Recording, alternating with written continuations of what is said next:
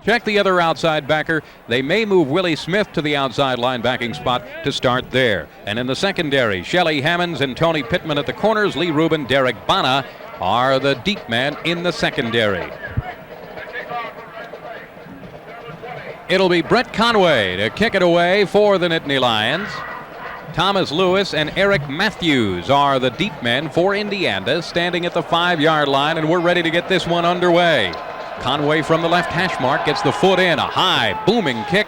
It drives Lewis back to the 3-yard line, starts the return down the right sideline. He's out to the 15-yard line and is nailed by Kim Herring at the 15. A great coverage on the kick, and Indiana starts at 1st and 10 from their own 15-yard line. Yeah, Herring looked like Killens on that play. By the way, we should mention that Killens will not play today. Yes.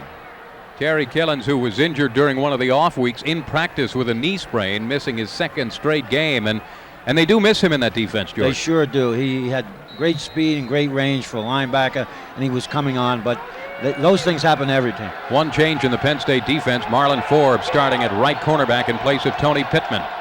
Offset eye in the backfield. On 1st down, the handoff to Cheney. He's chopped down in the backfield at the 10-yard line by Lou Benfatti, who came storming through, hit him for a loss of 5 yards on the play.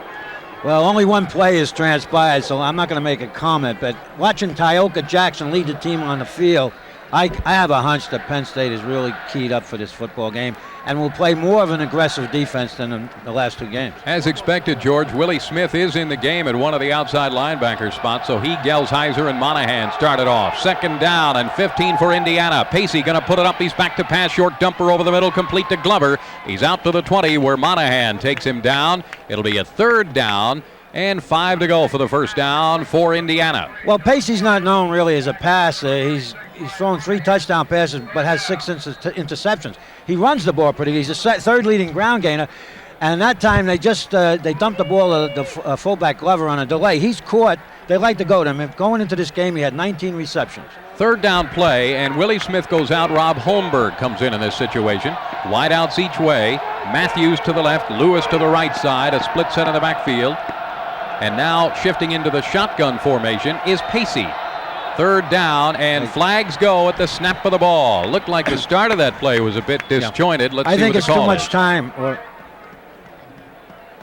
The play clock shows double zeros. I thought it was because he come over to center, then he shifted the shotgun. It took him about 8 or 9 seconds. Yeah, it was too. Delay of game is the call. So a 5-yard penalty will make it a 3rd down and 10 to go. Indiana right back where they started at the 15-yard line. Ross Hales comes into the game and Eric Matthews goes out. So now let's see if Penn State goes after him a little bit, starting early on in the game. We've been hurt a few times by playing soft.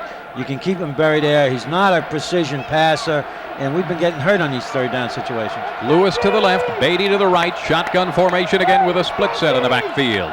Penn State with the blitz. Pacey back to pass. He throws to the near sideline and completes it to the 35-yard line to Thomas Lewis. Tries to stay in bounds, but stepped out at the 37-yard line with Marlon Forbes on the coverage. But that is an Indiana 1st down. That was a great play by Pacey. I said he's not known for passing, but on that one he was picture perfect. Had pretty good coverage. Lewis is a big-time receiver. Laid it out there. It was a sideline pattern. The rush almost got to him, but just wasn't quick enough. 31st catch of the year for Thomas Lewis, their leading receiver coming into this one. 1st and 10 Indiana at their own 38. Wide outs each way. Backs line up in a split set, and Pacey goes right to the shotgun on 1st and 10. Takes the snap, a quarterback draw. Lou Benfatti misses a tackle. Pacey's out to the 40 and 45 where Lee Rubin covered up on him.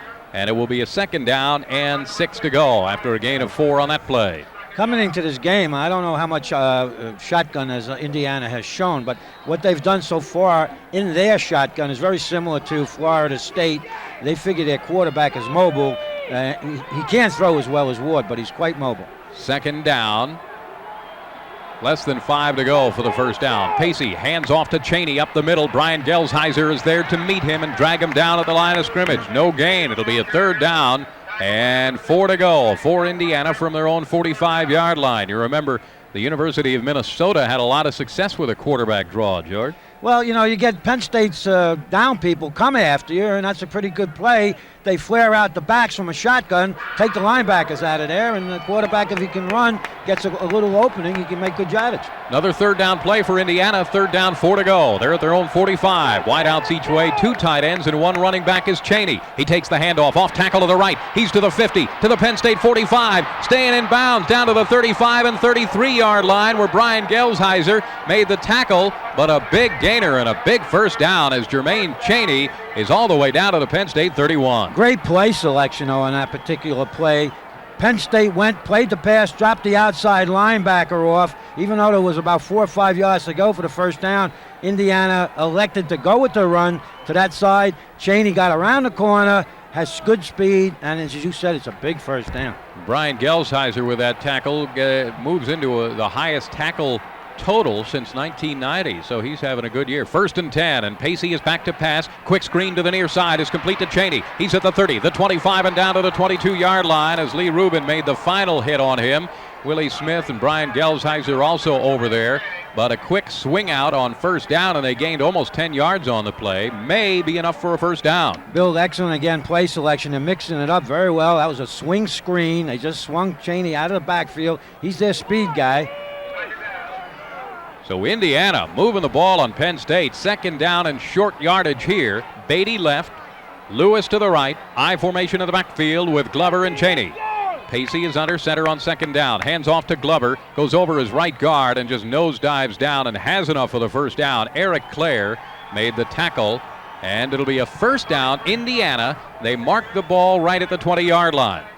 They're playing with a lot of confidence, Bill. Indiana does right now. They're getting the most out of their ability on offense, and that's what happens when you win 4 games and you have a couple of shutouts in a row under your belt. They go with 2 tight ends now as Dan Thompson, the 2nd tight end, comes into the game. Thomas Lewis, the lone wideout, is wide to the right. Ball is right in the middle of the field. I formation in the backfield, and the handoff to Cheney off the left side, and he's down to the 15-yard line. Ravati and Dingle make the tackle, but a flag down on the play as well. I think there's some movement in the left side of the offensive line. It'll be a good break for Penn State. These plays have to be scripted. Yeah, it's a legal procedure. They've had 3 different formations, and they know what they want to do from each formation, anticipating how Penn State's defense is going to set up after looking at game film. What is the advantage, George, of scripting your first series of plays? I know a lot of teams do that now. Well, you know, usually they're scripted based on what they come out of the scouting report. Now, if the opponent does exactly what you thought they were going to do, they're great because you got the best play against that defense that you feel can work. Yep. Now, if the opponent comes out in entirely different defenses, it can backfire on you. It was a 5-yard penalty, illegal procedure against Indiana, so it'll be a first down and 15 from the 25-yard line. They had 6 men up on the line of scrimmage. Wide outs each way, offset eye in the backfield, and Pacey's back to pass. He's under pressure. He throws one up for grabs, but it's out of bounds, incomplete. Boy, Pacey ends up on the turf as Brian Monahan was all over him. Shelly Hammonds on the coverage as they were trying to go for Matthews. Yeah, but I like that because they came, and Monahan came from the inside, and they came off the corner too. He didn't have a chance to throw the ball. What that does, he gets a mindset now about how quick he has, how much time he has to get rid of the football. That time he threw it up for grabs, and they were lucky that Penn State did not pick it off. Penn State came into this game with 18 sacks as a team, 15 interceptions by the defense. 2nd down and 15. The scoreboard has got us fouled up again. They have 4th down and 9 there. Here's the shotgun and the quarterback draw again. Pacey goes up the middle, but Brian Monahan stays home and makes the tackle at the line of scrimmage. It'll be a 3rd down and 15 now. Lou Benfatti was also there for the Penn State defense. Well, they squeezed that, and they had good anticipation. The Penn State's defense anticipated that draw play, and they practically stopped it for no gain. Now it's a field goal situation. Now they have a great kicking game. Well, it's still 3rd down, right? I'd say it's that guy up the scoreboard. I don't know. And now they maybe have to readjust the time as well. Clock shows 9:13 to go first quarter as Indiana has put together a nice first drive here, but with the penalty, this should be a 3rd down and 15 situation. 15 situation, yeah. As I said, the scoreboard has 4th and 9. Yeah. Hey, we have enough trouble up here without them trying to confuse us. Well, John Pacey went to the sideline to talk to his coaches, and the officials now are trying to get things figured out. I think we're going to have a clock adjustment made here as neither team signaled for a timeout. The officials are now trying to sort through everything. And the crowd, the student section, I'm wondering if there's quite a gap there in the stands. Yeah. Everything else is filled up, but the student section is not completely filled. No precipitation here today, and we don't expect any substantial rainfall to put a damper on this game. Well, if Indiana can go in for a score now, they're not noted as a great offensive football team. It would be a big plus for them. Now, they definitely will go back to the scripted plays. They know that in certain situations, they from what they got off their films and scouting, whatever, that Penn State more than likely will play a certain type of coverage, and they probably will have a certain type of pass route they think they can be successful with. Now, if Penn State changes up on them, it could be an incompletion, and they'll go for the field goal. Now, how many plays would you script, George? If you say you're coming into the game scripting your first drive, how many plays would you have scripted out? Well, I'd say somewhere between 15, presuming you're going to get some first downs, 15 and most 20. Bill Walsh made that very famous in scripting plays, and but you must have the cooperation of the defense. And usually the type of play that you script has a chance of being successful against almost any defense, but better against certain defenses. It's a high percentage. They're high percentage plays. Well, we have a clock malfunction, so they'll be keeping time on the field. But we know this. It's a 3rd down and 15. Wideouts each way and a shotgun formation. Pacey is 4 out of 7 so far, and he's going to put it up again. He's back to pass. The blitz is on. He's looking. He's under pressure, and he goes down. Tyoka Jackson has him at the 28-yard line. Penn State registers the sack, but also very good coverage in the secondary.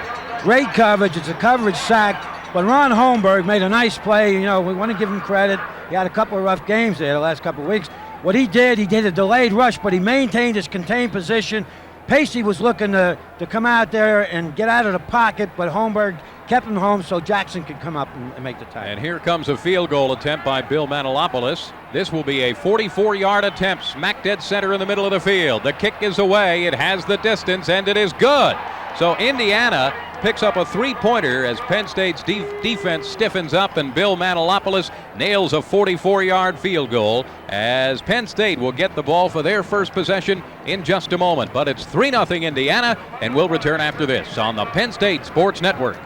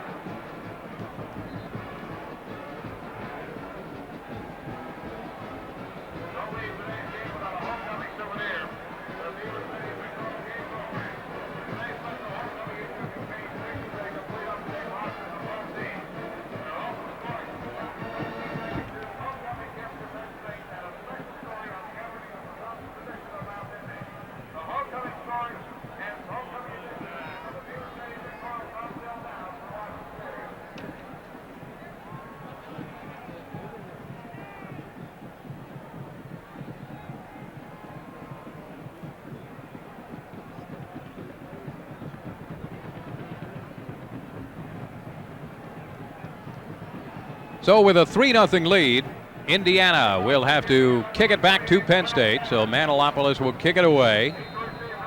And Shelly Hammonds and Kijana Carter are the deep men for Penn State at the 6-yard line. Manilopoulos will kick it from the right hash mark, and here it is. This is a squibber, a knuckleballer that's just covered up at the 30-yard line.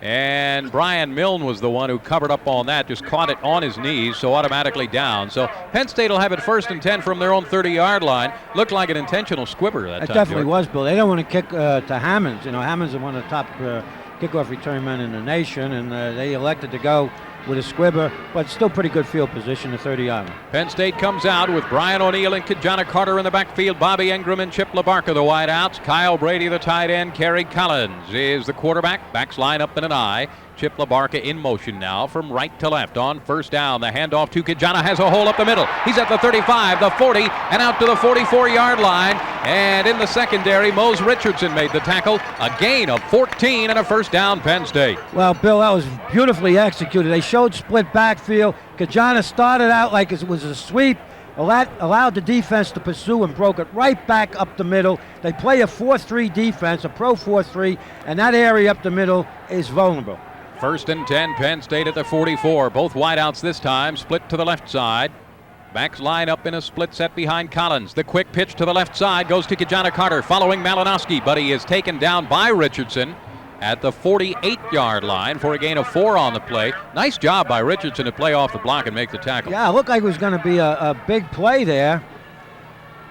Penn State offensive line is Bucky Greeley at center, Mike Malinowski, Jeff Hardings at the guards, and Derek Pickett and Marco Rivera at the tackles.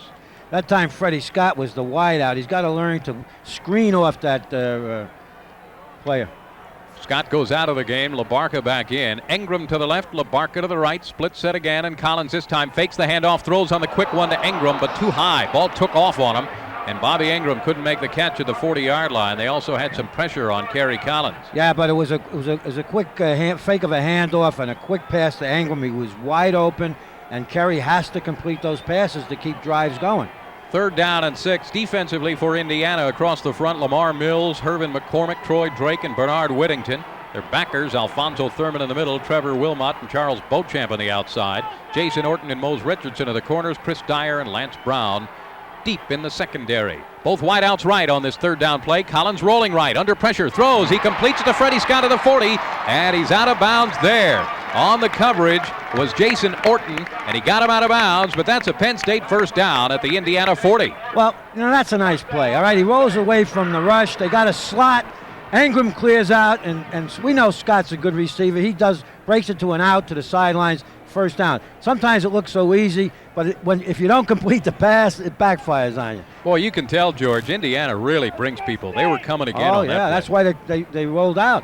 1st and 10, Penn State at the Indiana 40-yard line. LaBarca in motion from right to left. Split set of the backfield again. The handoff to O'Neal. Off tackle to the left side. Stutter stepping down and runs into Alfonso Thurman after a gain of a few, and it will be a 2nd down and 7 to go. Gain of 3. Yeah. Trevor Wilmot also in on the tackle. But Whittington, they shot the gap, the defensive end. See, they come at you, they make penetration, and they force you to make good plays. They're a very aggressive defensive team.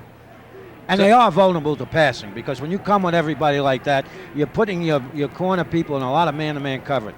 2nd down and 7. Indiana leads it 3-0. Penn State with their first possession here, traveling left to right. The pitch back to Kijana Carter. Follows a block and gets down only to the 36-yard line. That was Alfonso Thurman, the junior from DeKalb, Illinois, who made the tackle from his little middle linebacker spot. He is the leading tackler for the Hoosier defense. It'll bring on a 3rd down and 5. Excellent pursuit from the inside. See, they have quickness. They're not real big on defense, but they're very quick.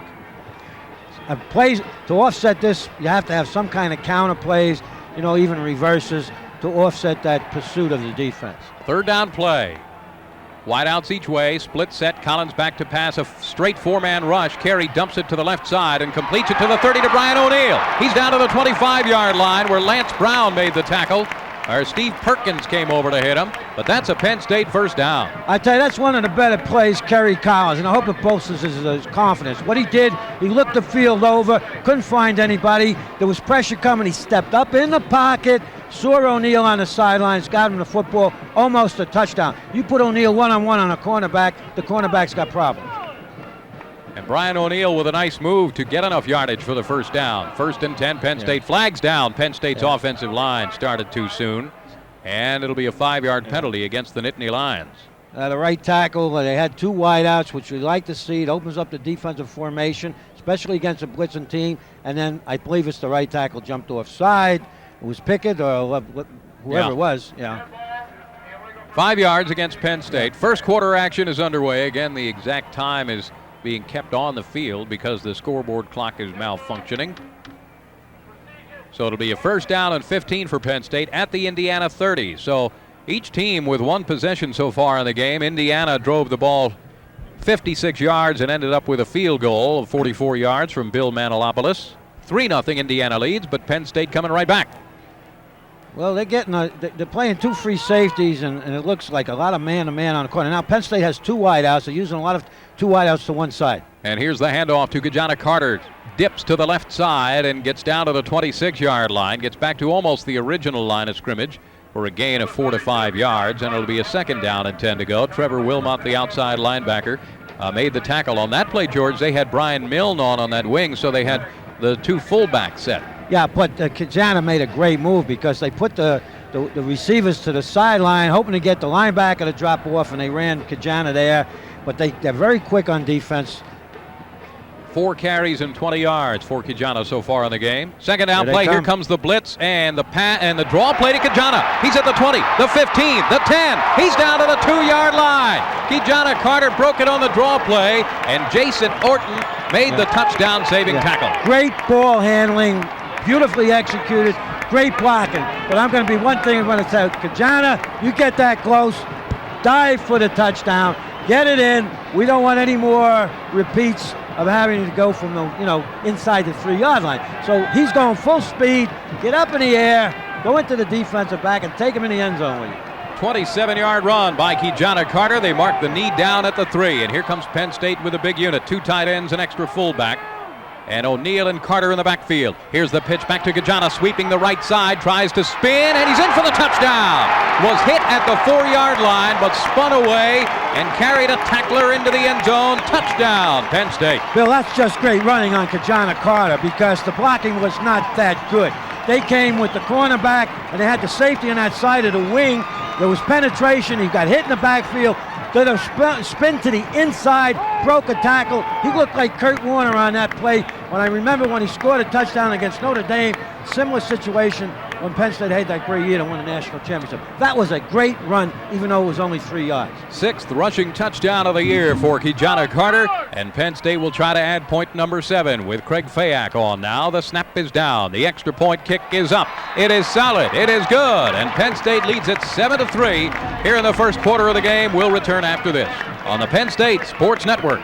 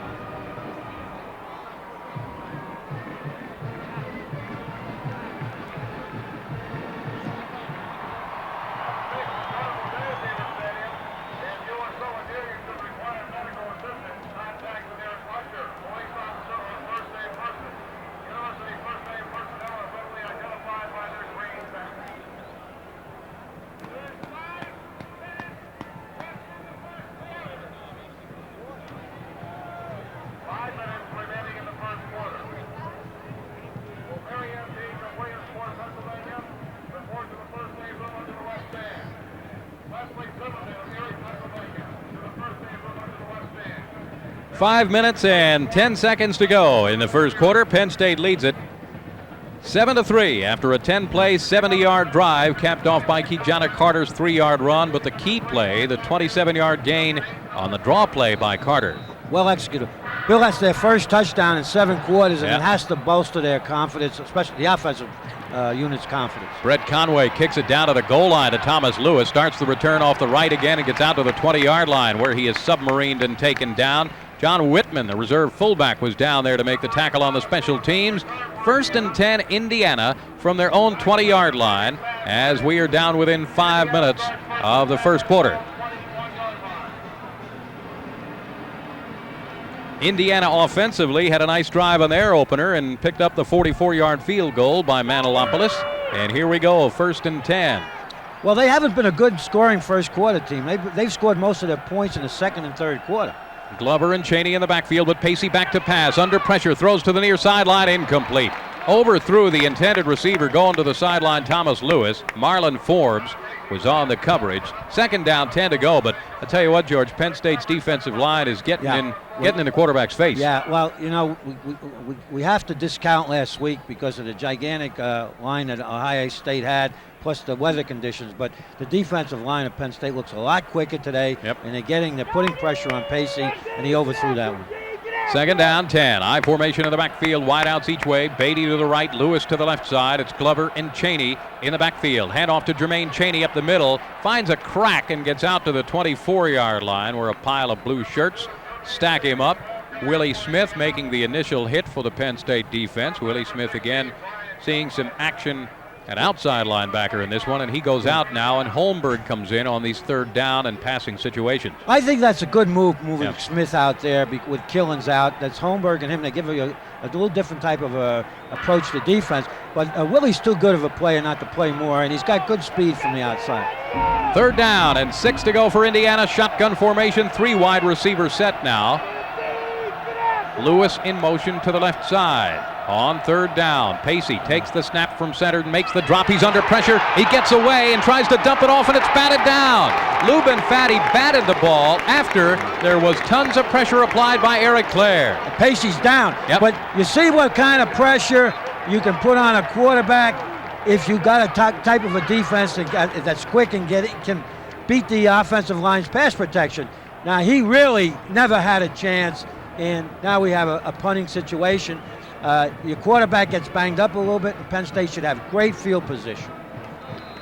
Eric Ravati and Tyoka Jackson were the first guys in. Eric Clare had the big hit, and Lubin Fati batted the ball. But we have a punting situation now, and they've got a very good punter on this Indiana team, as Jim DiGiulio, who's averaging over 44 yards per punt, will kick it away. Here's a low kick, though, that bounces at the Penn State 45. Ingram picks it up at the 40. He's to the 45, dances outside to the right. He's to the 50, the 45, the 40, steps inside at the 35, the 30, 25, 20, and bumped out of bounds at the 18-yard line. Bobby Ingram takes it all the way inside the 20. John Pilch got him out. You know, Bill, it's too early, but I'm just saying, whether my eyes are deceiving me or not, the whole Penn State team looks much crisper, much sharper. It looks like they got that edge back. Now, whether it's because of the 2 weekends they had off, I can't really say that definitively, but they sure look a lot quicker today. 37-yard return on a 30-yard punt, and Penn State knocking again at the 18-yard line of Indiana. Ingram and LaBarca split left. O'Neal and Carter in the I formation. Collins hands off to Gajana, makes a cut up the middle, and he's down to the 15 and 14-yard line. Hanging on to the bottom, Charles Beauchamp and Troy Drake, the defensive tackle. It'll be a second down and 7 to go, we'll call it. They mark them down at the 15. Well, what's happening? Those defensive ends and tackles go so quickly with the flow because of their speed. Penn State starts out and is trying to break it back to the inside, and it's been very effective so far. Freddie Scott in at wide out, splits left. Ingram to the right. Split set in the backfield. Handoff to Brian O'Neal. Hit at the line of scrimmage and picks up a yard. John Hammerstein, the 240-pound defensive tackle, was right there to make the hit.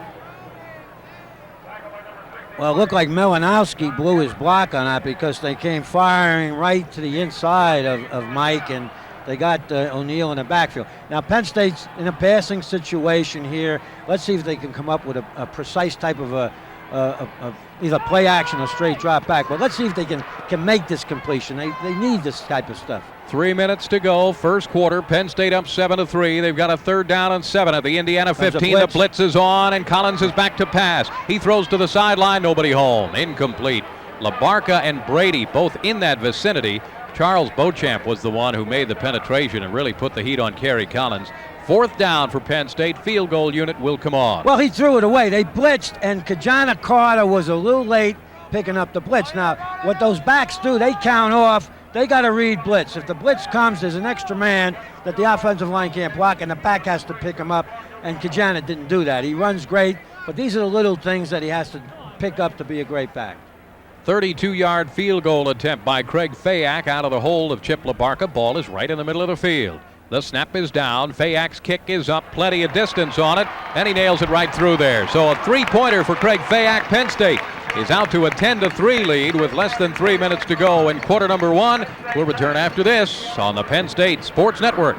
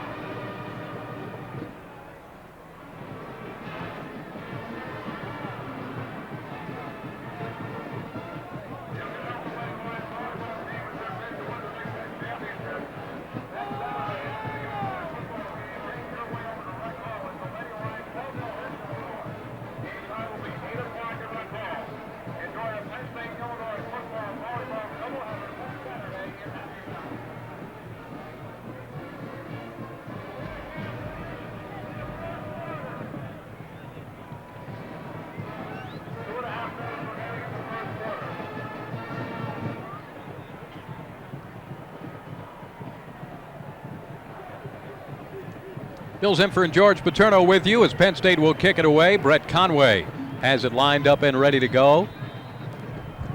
Conway approaches, puts the foot into it. Another high spinning boomer. This one goes into the end zone to Matthews. He's out to the 5, to the 10, to the 15, to the 20, and tumbles down at the 22-yard line. First man down was Thad Brennan to get a piece of him, and Mark Tate helped out on the tackle. Right now, let's pause 10 seconds for station identification. This is the Penn State Sports Network, a division of the American Network Group.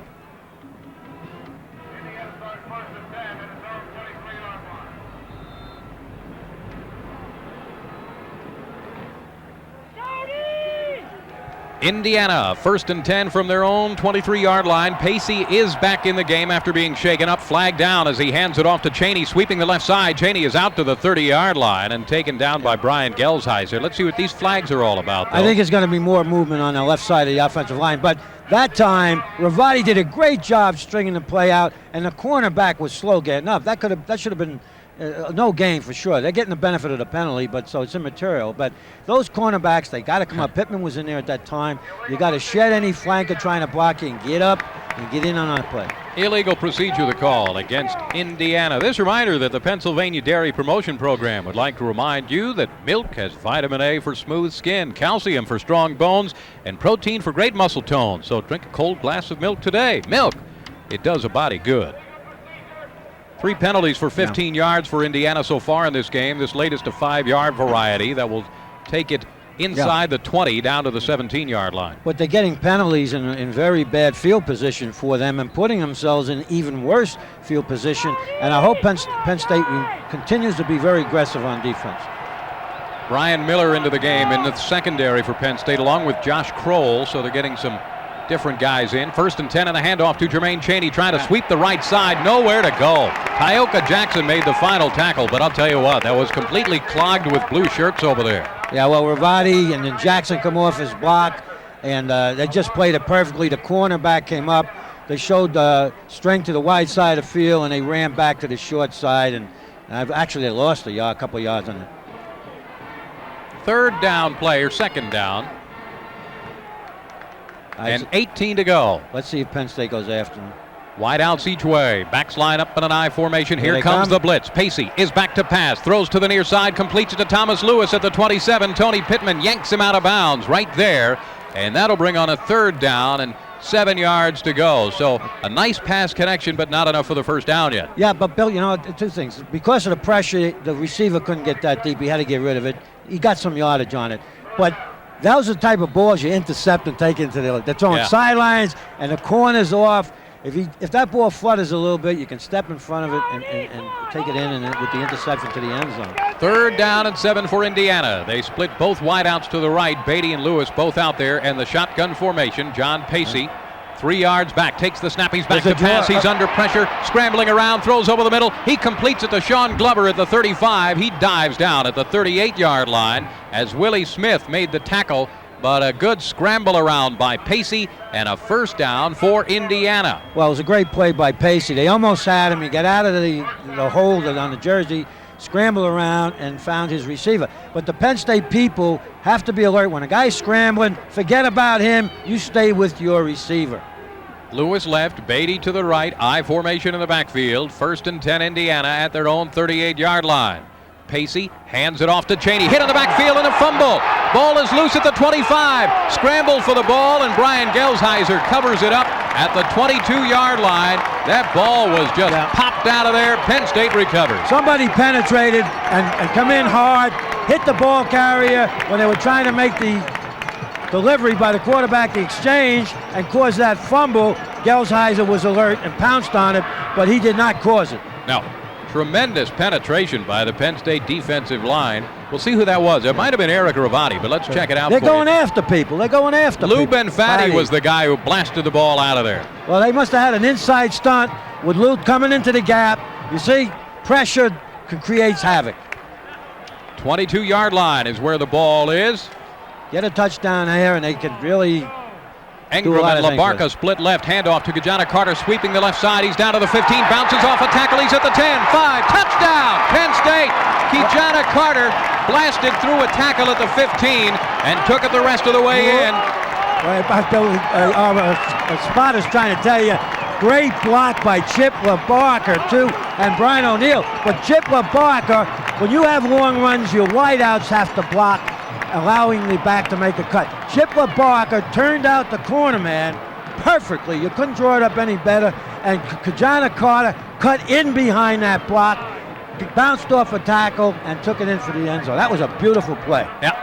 22-yard run for the touchdown by Kajana Carter. And Craig Fayak is on to attempt the extra point, as Penn State, which had a touchdown drought, has 2 in the first quarter. Fayak's extra point kick is up. It's solid. It is good. And Penn State takes a 17-3 lead over Indiana in the first quarter here at Beaver Stadium. We'll return after this on the Penn State Sports Network.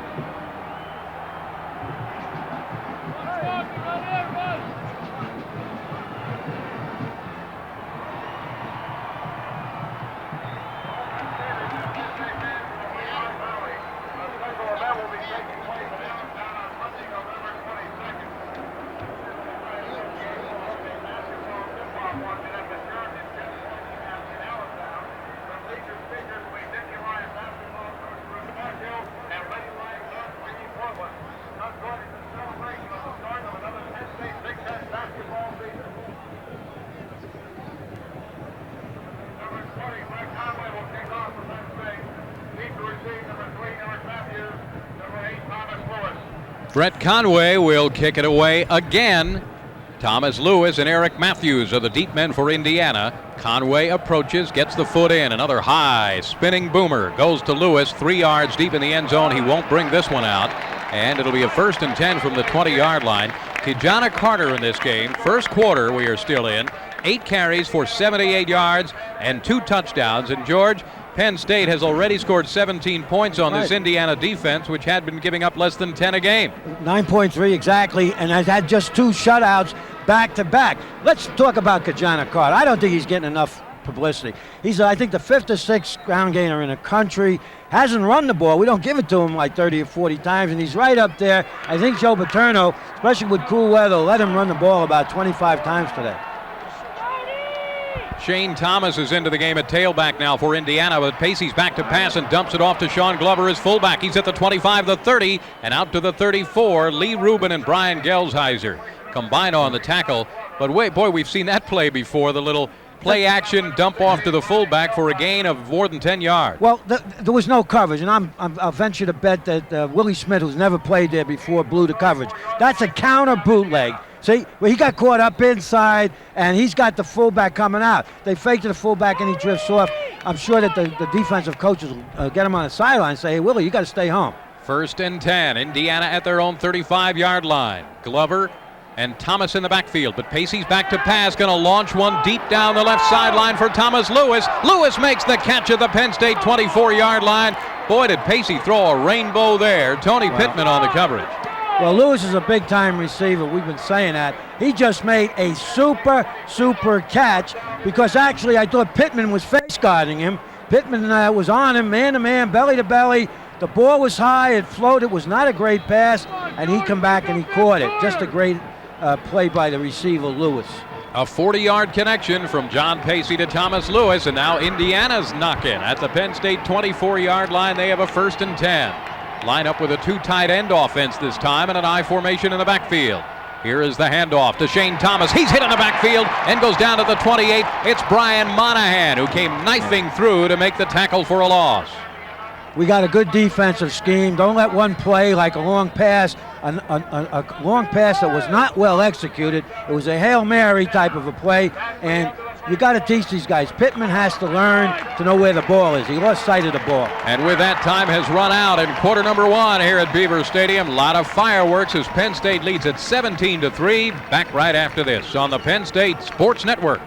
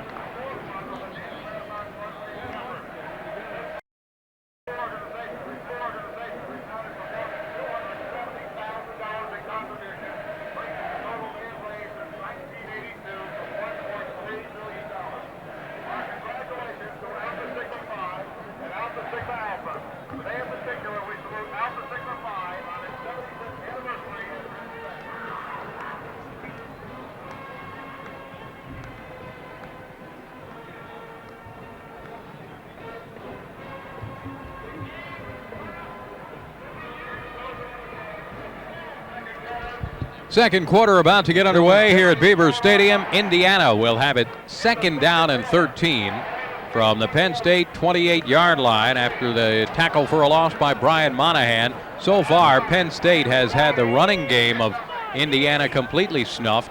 Their yardage has come through the air. And the two passes, the two of the last completions have been they were Hail Mary type of plays. The ball hung.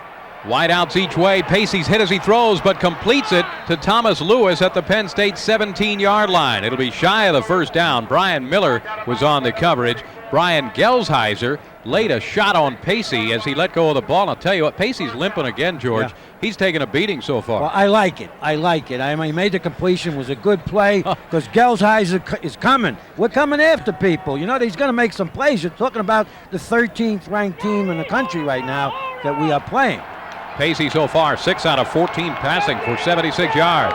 Wide outs each way, 2 tight ends, 1 running back, and that is Michael Batts, the 3rd running back that they have used in the game. On 3rd down, Pacey, short drop. He looks, throws to the outside, completes it down to the Penn State 9-yard line, and it was Shelly Hammonds over on the coverage, but a 1st and goal situation now for Indiana. Thomas Lewis made the catch again, and boy, they have not been able to control him. Was that Shelly or was that Pittman again? I think it was Pittman. He's playing off too much. They caught him in a zone. He had too big of a cushion, and that's just a quick out where when you get a big rush, you take a short drop and you let it go. Now they got to get he's got to get somebody in that secondary. Tell Pittman, he got to tighten up a little bit, maybe play a little man coverage on that. He's too loose. I think you're right on that, George. Pittman over there. Now we have a 1st and goal, and the handoff goes to Batts. He tries to get up the middle, but not much room as Vince Stewart was there to make the initial hit on Batts. He picked up about a yard or 2 on the play. It'll be a 2nd down. We'll see where they mark the ball at the Penn State 7-yard line. 2nd down and goal from the 7. Well, you know, these coaches and the assistant coaches study movies day and night, and it looks to me like they're picking on Pittman now. It looks like that they found something and they think they can beat him.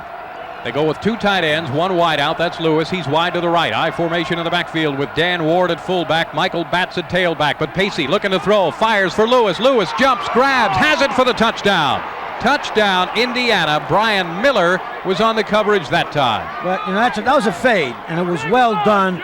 But again, Miller tried to stay with him, did not actually know where the ball was, and Lewis just stayed and went up and took it away from him at the time. It was a well-executed fade. But again, you got to put a little bit. The corner man's got to be more alert to where the ball is. The 2 passes now that they get hurt on, both corners, Miller and Pittman did not know where the ball was. Bill Manilopoulos into the game to attempt the extra point. That was Lewis' 3rd touchdown catch of the year. The extra point boot is up and it is good. So Indiana has a touchdown here in the 2nd quarter. Penn State leading at 17-10, and we'll return after this on the Penn State Sports Network.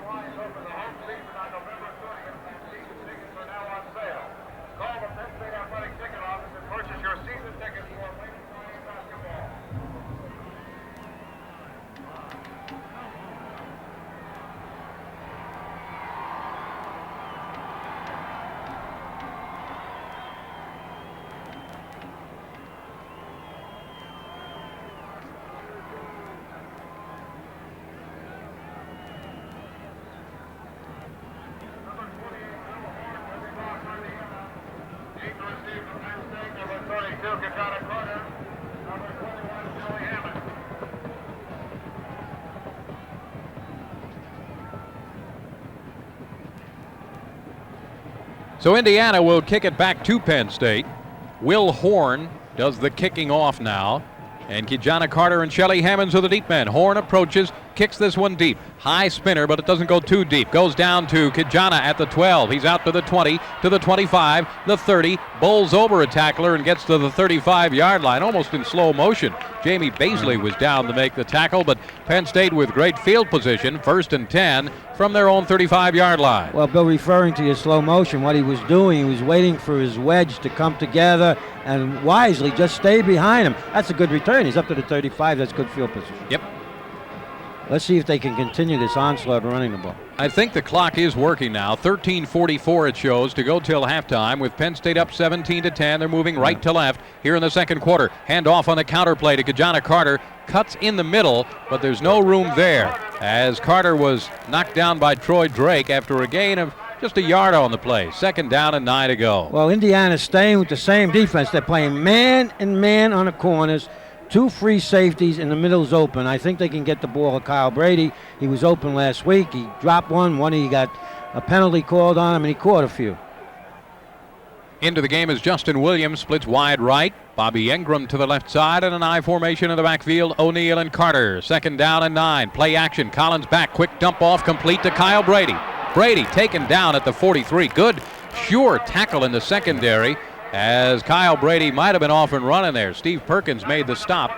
Well, it was a bootleg with a tight end delay to Brady. Well, it was a good play, though. He picked up about 5 or 6. Yep. It'll be a 3rd down and a short 3 to go for a 1st down for Penn State. Sooner or later, they have to come back to that draw play. Not on this particular situation because there's not that much yardage to go, but probably will go for the short side sweep. Engram and LaBarca wide to the left side. That is the wide side of the field. Here's the blitz from Indiana. The handoff to Carter. Carter is at the 45 to midfield and slung down there, but that's a Penn State 1st down. Lance Brown had to make the tackle in the secondary for Indiana, and Penn State moving it again. Hey, Bill, we're looking at the beginning of a career of a great running back in the vein of the type of running back of all the great tailbacks. They blitzed that time. He stopped on a dime, cut it back to the inside. He made that all on his own.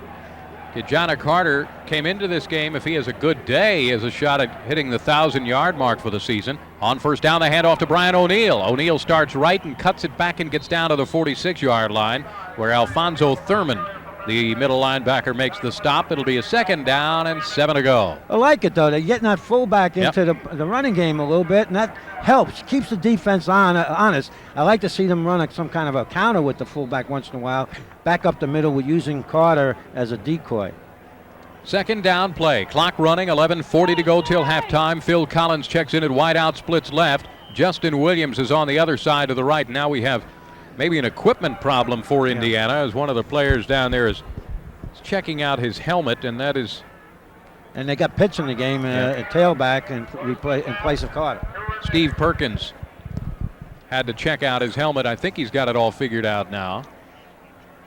But they are going to go for a timeout here. Indiana's going to have to take a timeout for this situation. It's 17-10.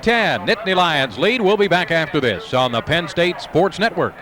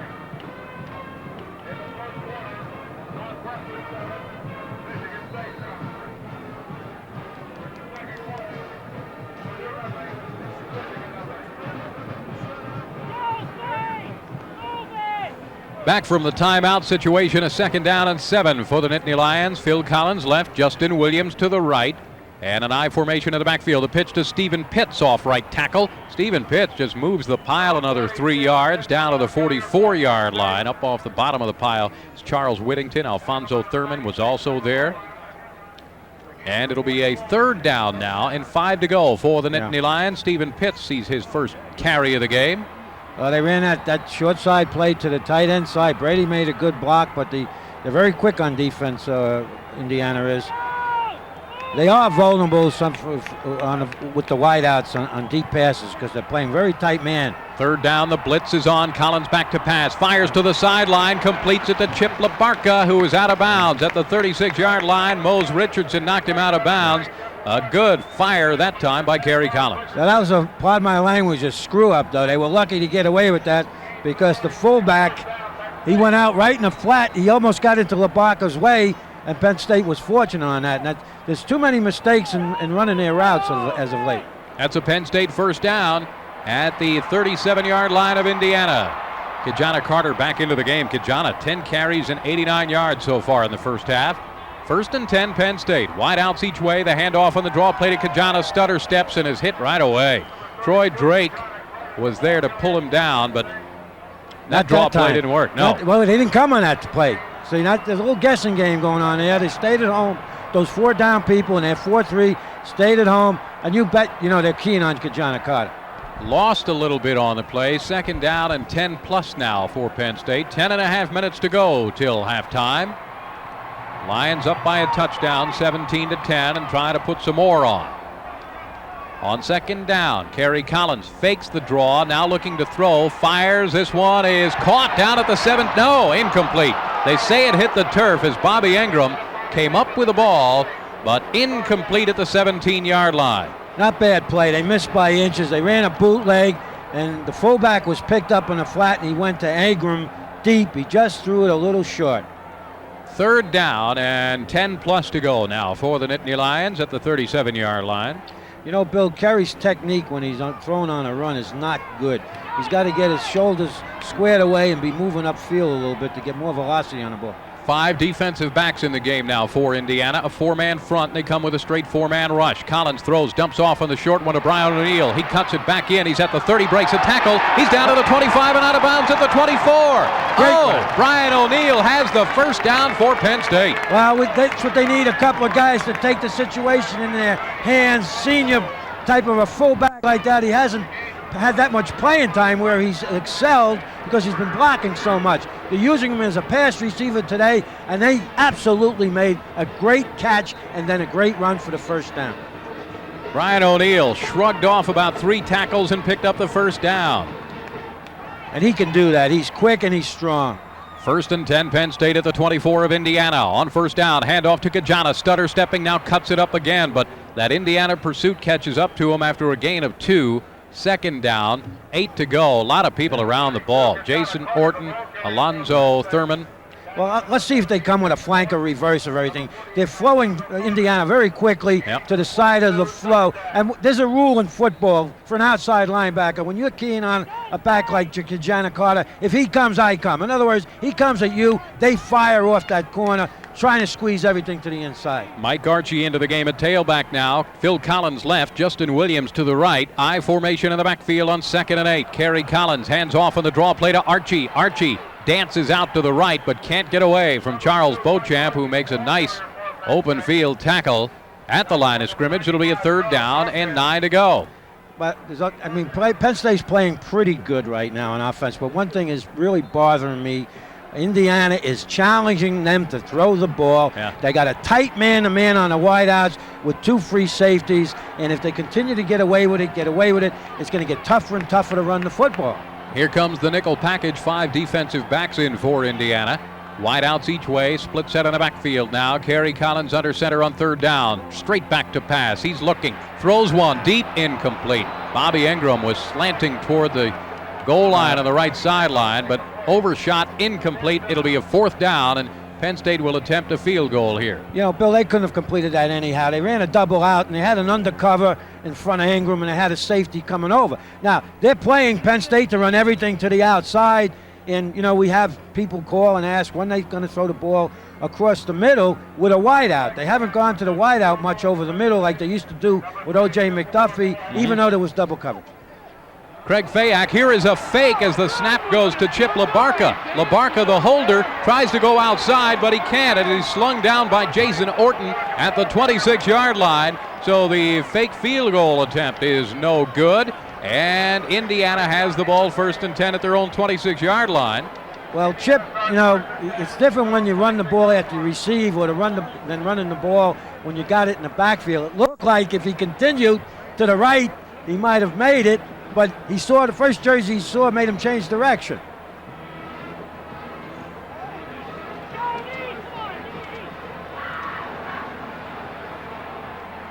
That was Fayak who centered the football, by the way. That was amazing. Not very good, though. 1st and 10 on first down. Back to pass Pacey. He's on his horse. Throws back over the middle. Complete to Lewis, who takes a drill from Brian Gelsheiser at the 31-yard line.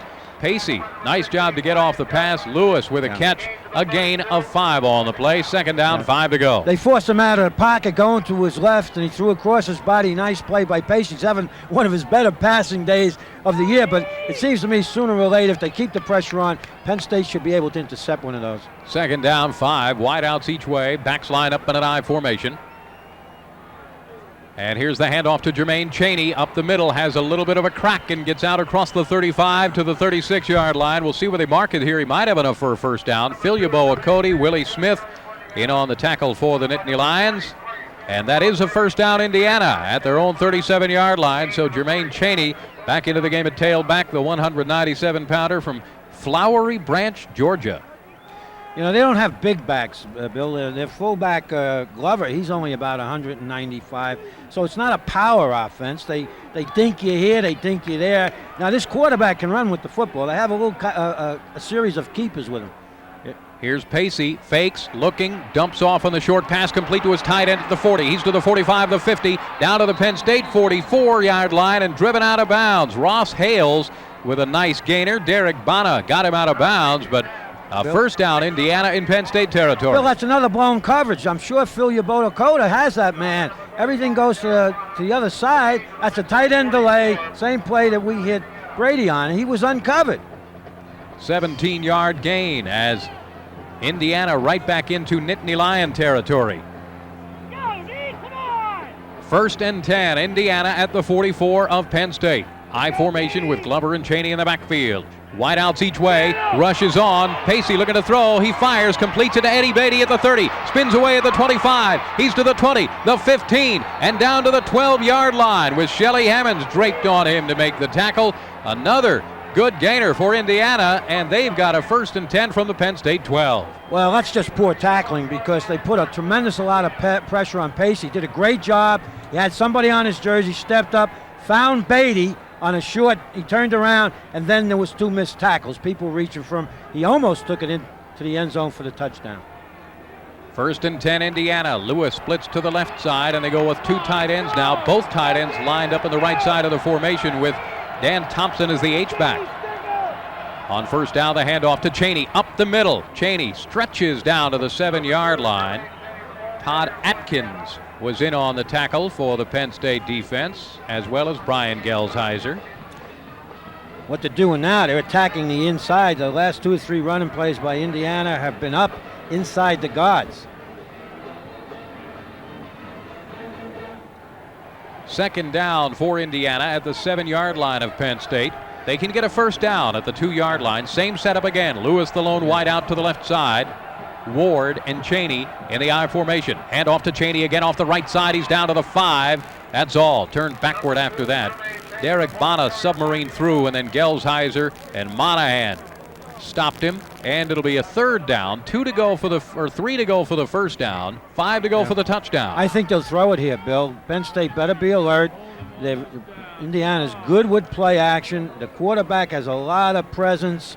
He has a lot of poise, and he's mobile. 3rd down play. Crowd picking up the noise level. 2 tight ends, 1 wide out. Lewis to the left side. I formation, the handoff to Chaney off tackle to the left. He spins down to the 2-yard line, driven backward from there, and it all depends on the spot. Marlon Forbes was the guy who made the solid hit and started driving him back. I think he got it though, Bill. We were a little slow. They showed the 2 high tight ends, and they ran it right off tackle. Let's see where they mark the ball. They mark it at around the 2, and we should have a measurement here as they will bring the chains in. Well, it is pretty close now, but I think they got it. It's not by much, but...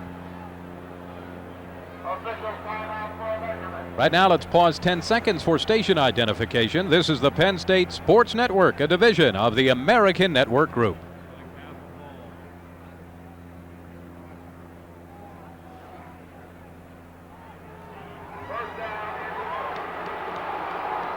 Well, the measurement, you can probably tell by the crowd reaction, gave Indiana the first down, so they have a 1st and goal inside the 2-yard line of Penn State. So far this year, Indiana has outscored their opponents 53-13 in the second quarter. Yeah. The second quarter, they've played well. That's a sign of good coaching that they've made adjustments to what they've seen in the first quarter. First and goal, Indiana. I formation in the backfield with Ward and Cheney. Lewis, the lone wideout. Hand off to Cheney up the middle. He doesn't get there. Picks up about a half a yard to a yard on the play, down to the 1, as Penn State squeezed it in and crashed the middle and stopped him from getting into the end zone. Derek Bana, Jeff Perry, Brian Gelsheiser all around the ball. It'll be a second down and goal from the 1-yard line.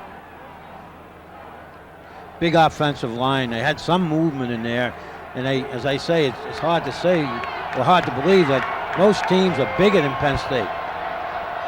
Second down and goal. Same setup again with everybody in tight except for Lewis. He's wide to the right. Here's the handoff to Cheney again. He's hit, won't get into the end zone. As he was hit in the backfield, Phil Yaboa Cody really came through quickly, and it will be a third down and goal. They probably lost a little yardage on that play. They did, Bill. Now this is a type of a situation where your defense has to be super alert. Now we're doing a good job against the run. They have a mobile quarterback who runs keepers. He'll fake and then come down the line trying to find a crack. That's what I would do right now, because you can always go for the field goal on the fourth down. Let's see what happens. Penn State really jumping around.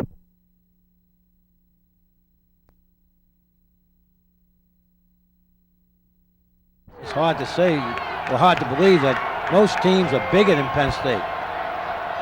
Second down and goal. Same setup again with everybody in tight except for Lewis. He's wide to the right. Here's the handoff to Cheney again. He's hit, won't get into the end zone.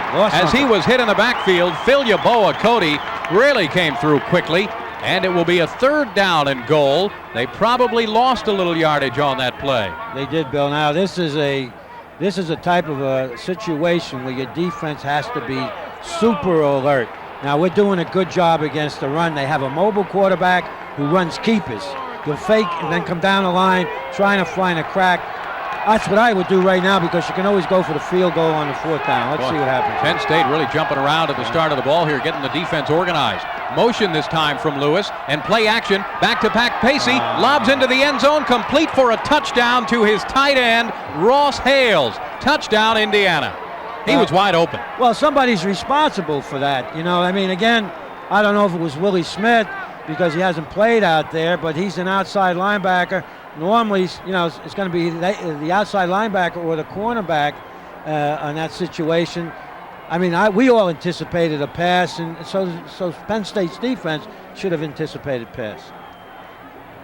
So while everyone had expected a low-scoring game, we're in the midst of a shootout here. Bill Manilopoulos comes on, kicks it up and through. The extra point is good, and we are tied at 17 with 4:13 to go till halftime here at Beaver Stadium, and we'll return after this on the Penn State Sports Network.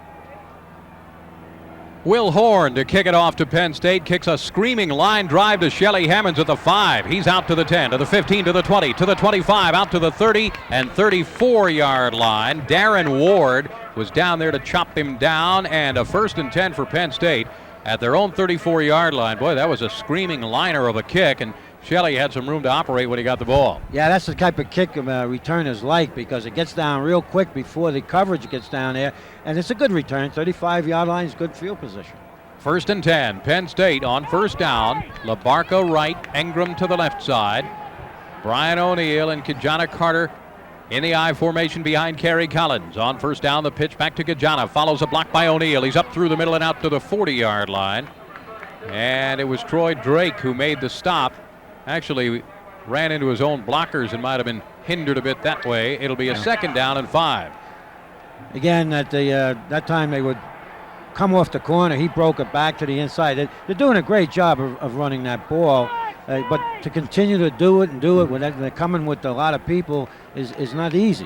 Different center in the game for Penn State. Barry Tealsh is in there, the 285-pounder from Penn Hill. Second down and 5 to go. The pitch back to Carter again. Cuts at the line of scrimmage and just gets ahead for another yard or so. They really had it stacked up. Trevor Wilmot made the tackle, but you can see, as you said before, George, they are just going wherever Kajana Carter goes and flying to that area. Absolutely, and they're still getting one-on-one coverage on their cornerbacks. And if you allow people to do that, play your man-to-man and up tight on a corner, that means if the running play develops, the cornerback, the defensive cornerback, he's right there almost on a line of scrimmage to come in and help out on the tackle. Carter went out limping. Yeah, Kajana may be shaken up a bit. Stephen Pitts comes into the game. Play action. Collins to throw here. Throws over the middle. Great catch by Kyle Brady at the 50. He's still on his feet but goes down there as he went up high and just grabbed that ball out of midair. And it's a first down for Penn State. Trevor Wilmot ended up getting him down. That's the second good catch by Brady, but Collins went to the wrong man.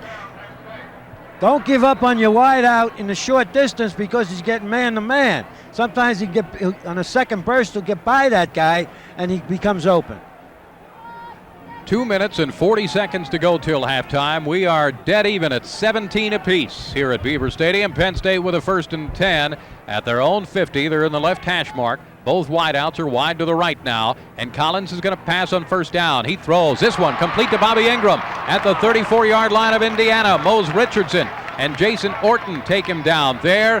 Penn State first down. Well, Bill, that's what we're talking about. Now, first down, play action. They had the same coverage. He goes past the undercover. The corner curls in front of the safety. Wide open, a timing pattern, and Collins throws like we know he can throw. Bobby Ingram's first catch of the game, and Penn State has a 1st and 10 at the 34 of Indiana. Ingram right, LaBarca left. Stephen Pitts remains in the game at tailback behind Brian O'Neill. Here's the handoff to Pitts on the counter play. He cuts it up the middle, back against the grain to the left, but goes down at the 33-yard line. Herman McCormick made the tackle. And it will be a second down and 8 to go. Well, Mike Malinowski had his man blocked, and the guy slipped off and just got a hand on the ball carrier's ankle, or else that was going to be a big play. Stephen Pitts still in the game. Second down and 8 to go for Penn State at the 33. Kerry Collins fakes the handoff. He's looking to throw. Lobs one down the sideline. Little miscommunication there, I think, because Bobby Ingram was breaking to the sideline, and it looked like Kerry thought he was going to go deeper on the play. Yeah, and Kyle Brady took his route a little too deep where he brought some of the undercover out there. He's got to get a little flatter. But Third again, down that was play. to the outside, Bill. That's to the outside. On third down, it'll be a 5 defensive back situation now for Indiana as Chris Dyer comes in. One thing we haven't mentioned, George, is Damon Watts, who was their starting safety, was dismissed from this team this week, so they are missing him for this game. He has some rules violations. Third down and 9. Collins throws. Little dump off complete to Brian O'Neill at the 30. Dives ahead, but he'll go out of bounds at the 26-yard line, about 2 yards shy of the first down. Almost, but not quite enough. Great effort by Brian O'Neill. The fans want him to go for the first down, and they are. I think they talked Joe. Yeah. They're right, because the Fayok started to come on the field, and they've been running the ball so well, but let's see if they got something up their sleeve. That gimmick play they tried on the fake field goal certainly didn't work. Mills in the backfield. And 2 tight ends, Brady and Olsemer. Big play. O'Neill and Pitts in the backfield. Milne on the left side wing goes in motion to the right. Handoff to Brian O'Neill. He's hit in the backfield, and he's hit for a loss of a half a yard on the play. The defense led by Lamar Mills and Eli Rashid. It will be Indiana ball. 1st and 10 at their own 27-yard line.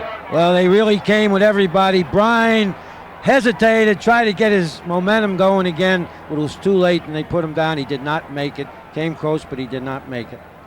Now, Carter was not in the ball game, and I wonder how badly shaken up he is. He went off the field slowly, and We'll have to get an update on him. 1st and 10 for Indiana at their own 27-yard line. Offset eye in the backfield, wideouts to each side. On 1st down, Pacey is going to put it up, has time, fires down the middle, incomplete. Boy, Eddie Beatty was the closest guy to the ball, but that was a misfire. Yeah, that's the first really bad pass that Pacey has thrown. Ravati's not in the game, and he's probably out with some kind of an injury, and they miss him. On the defensive line now, you have Tyoka Jackson and Todd Atkins at the ends. Vin Stewart and Lou Benfatti are the tackles. Linebackers are Gelsheiser, Holmberg, and Monahan. 2nd down and 10 to go, Indiana. Penn State jumped off. Well, who moved? Flags down. Penn State jumped, but did the offensive line go first? I look like their center snapped early on that. Now, defense can move if they don't make contact. Let's see what we have here. It is encroachment against Penn State, so 5-yard penalty against the Nittany Lions. Well, you know what happened, and that was a smart play by the center. They saw the defensive man jump, even though he didn't touch him. And when he saw him jump, they must have an automatic rule. You snap the football, and that's what he did. And he got him an encroachment before he could get back. 2nd down and 5 to go after the 5-yard penalty. Wideouts each way, straight eye in the backfield now. Pacey hands it off to Jermaine Chaney, off right tackle. He's to the 35, steps outside at the 40, cuts it up and is out to the 45 where Lou Benfatti made the tackle after trailing the play.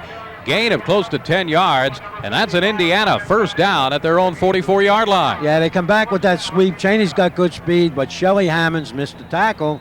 He came up, and Chaney just broke it off inside of him. Yeah. I'm going on a quick count now. 1st and 10. Pacey is back to pass. Under pressure, throws to the outside, and Thomas Lewis did not make the catch. Looked like it was a catchable ball. Tyoka Jackson laid a shot on Pacey as he let go of the ball.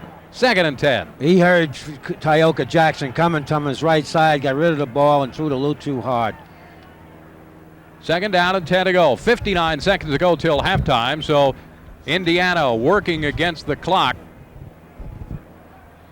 And Pacey back to the huddle to deliver the play. Let's see what Indiana does on 2nd and 10. Eddie Beatty splits wide to the right, Thomas Lewis to the left side, and a split set of the backfield. Here's the shotgun formation. They'll probably try to get somebody deep on this, and those corners of Penn State better be careful. Here comes Penn State. Pacey flushed out of the pocket, rolling right. He's looking, lobs one downfield, nobody there. Might have thrown that one away. Eddie Beatty closest to the ball. 3rd down, 10 to go now for Indiana with 53 seconds to go till half. Penn State made quick penetration again.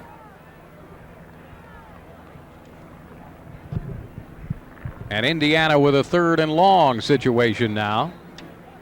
Cloudy day here at University Park, but precipitation not a factor so far. We had a couple of sprinkles earlier, but no precipitation throughout the afternoon. 3rd down, 10 to go. Wide receivers each way. Shotgun formation again. Pacey waits for the snap, takes it, fades back, he's looking. Tyoka Jackson with the pressure again. He throws to the near side. It is almost intercepted by Shelly Hammonds. It goes out of bounds. Ross Hales, the intended receiver, but again, the pressure was on John Pacey as he let go of the ball. Yeah, great pressure by those down people, and that time he's trying to get the ball on a scramble to Hales. 6'7" tight end, by the way. Big guy, almost intercepted. Penn State got one more chance because they got 3 timeouts left. 4th down and 10, and Indiana will punt it away. 47 seconds to go. Bobby Ingram drops back to the 15-yard line. Here's the snap, and the punt is away. This is a shanked punt off to the right side. Goes out of bounds. Let's see where they mark it out. It goes out of bounds at the Penn State 36-yard line. So a terrible punt, and the Nittany Lions with some pretty good field position here. They have 3 timeouts remaining. 43 seconds to go till half. Bill, kickers are like chefs. You never know what the heck they're going to do. Now here a guy comes in, one of the top punters in the country with a 44.9 average or 44 point something average, and he shanked his first couple of punts. His first punt was returned by Bobby Ingram down to the 20-yard line on the play, and that one didn't go very far, just an 18-yarder. Well, Penn State got 3 first downs. Try to get in field goal range. Collins is back, throws to the near side, almost had that ball picked off by Charles Beauchamp as he was trying to get it out to Mike Archie. Dangerous pass out into the flat by Kerry Collins. Well, again, it was a double out. If you're going to try to get something upfield, and go deep over the middle. If they intercept it with the time left on the clock, the chances of getting a run back are negligible. But those double outs, those outs, you stop the clock, but he would only had about a 5-yard gain on that. Ingram left, LaBarca to the right side on 2nd and 10. Archie and O'Neill in the backfield. Collins straight back to pass again, has time. Now sets up screen to Brian O'Neill. It bounced off of his shoulder pad straight up into the air and luckily fell to the ground. Penn State gets away with a couple here. It'll be a 3rd down and 10. Two badly executed plays because Indiana was not fooled at all on that screen. The defensive line on that part, the end of the tackle, they just slid out with the offensive linemen who were going to be in the screen, and they had it well defensed. 3rd down and 10 to go. We have 34 seconds to go till halftime. Wideouts each way. Backs line up in an eye. Collins running the draw play this time to Mike Archie, who is flipped head over heels as he gets out to the 38-yard line.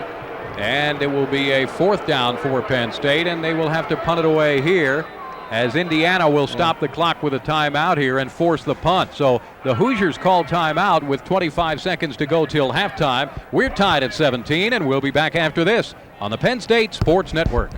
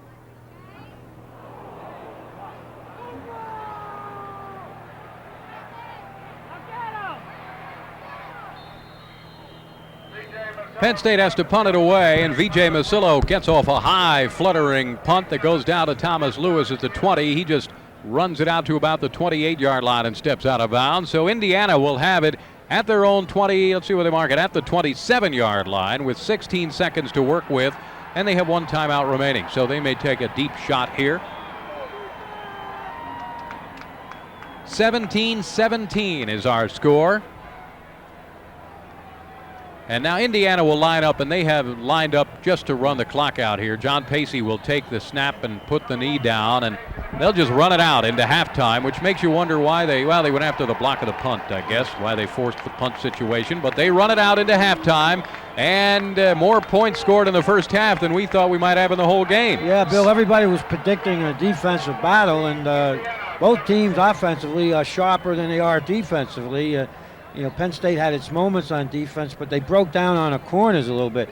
Indiana was fortunate to get 2 passes where the coverage was, not what you want. The cornerbacks lost sight of the ball, and this Lewis is a fine receiver. He has great concentration. 17-17 at halftime. Kijana Carter with 2 touchdown runs for Penn State, and Craig Fayak with a 32-yard field goal for Indiana. It was a 40-yard field goal attempt, and also a 7-yard pass from John Pacey to Thomas Lewis, and Pacey a 1-yard pass to his tight end Ross Hales. And we're tied at halftime, and stand by because Frank Gardenia will be coming back, returning with a halftime guest, men's basketball coach Bruce Park.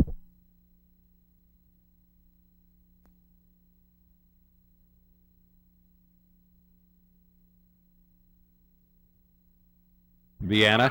All-out squibbers. They tried to get it deep. They kicked a low liner the last time they went down to the 5-yard line. Let's see what Horn comes up with this time on the kickoff. Second half about to get underway here at Beaver Stadium.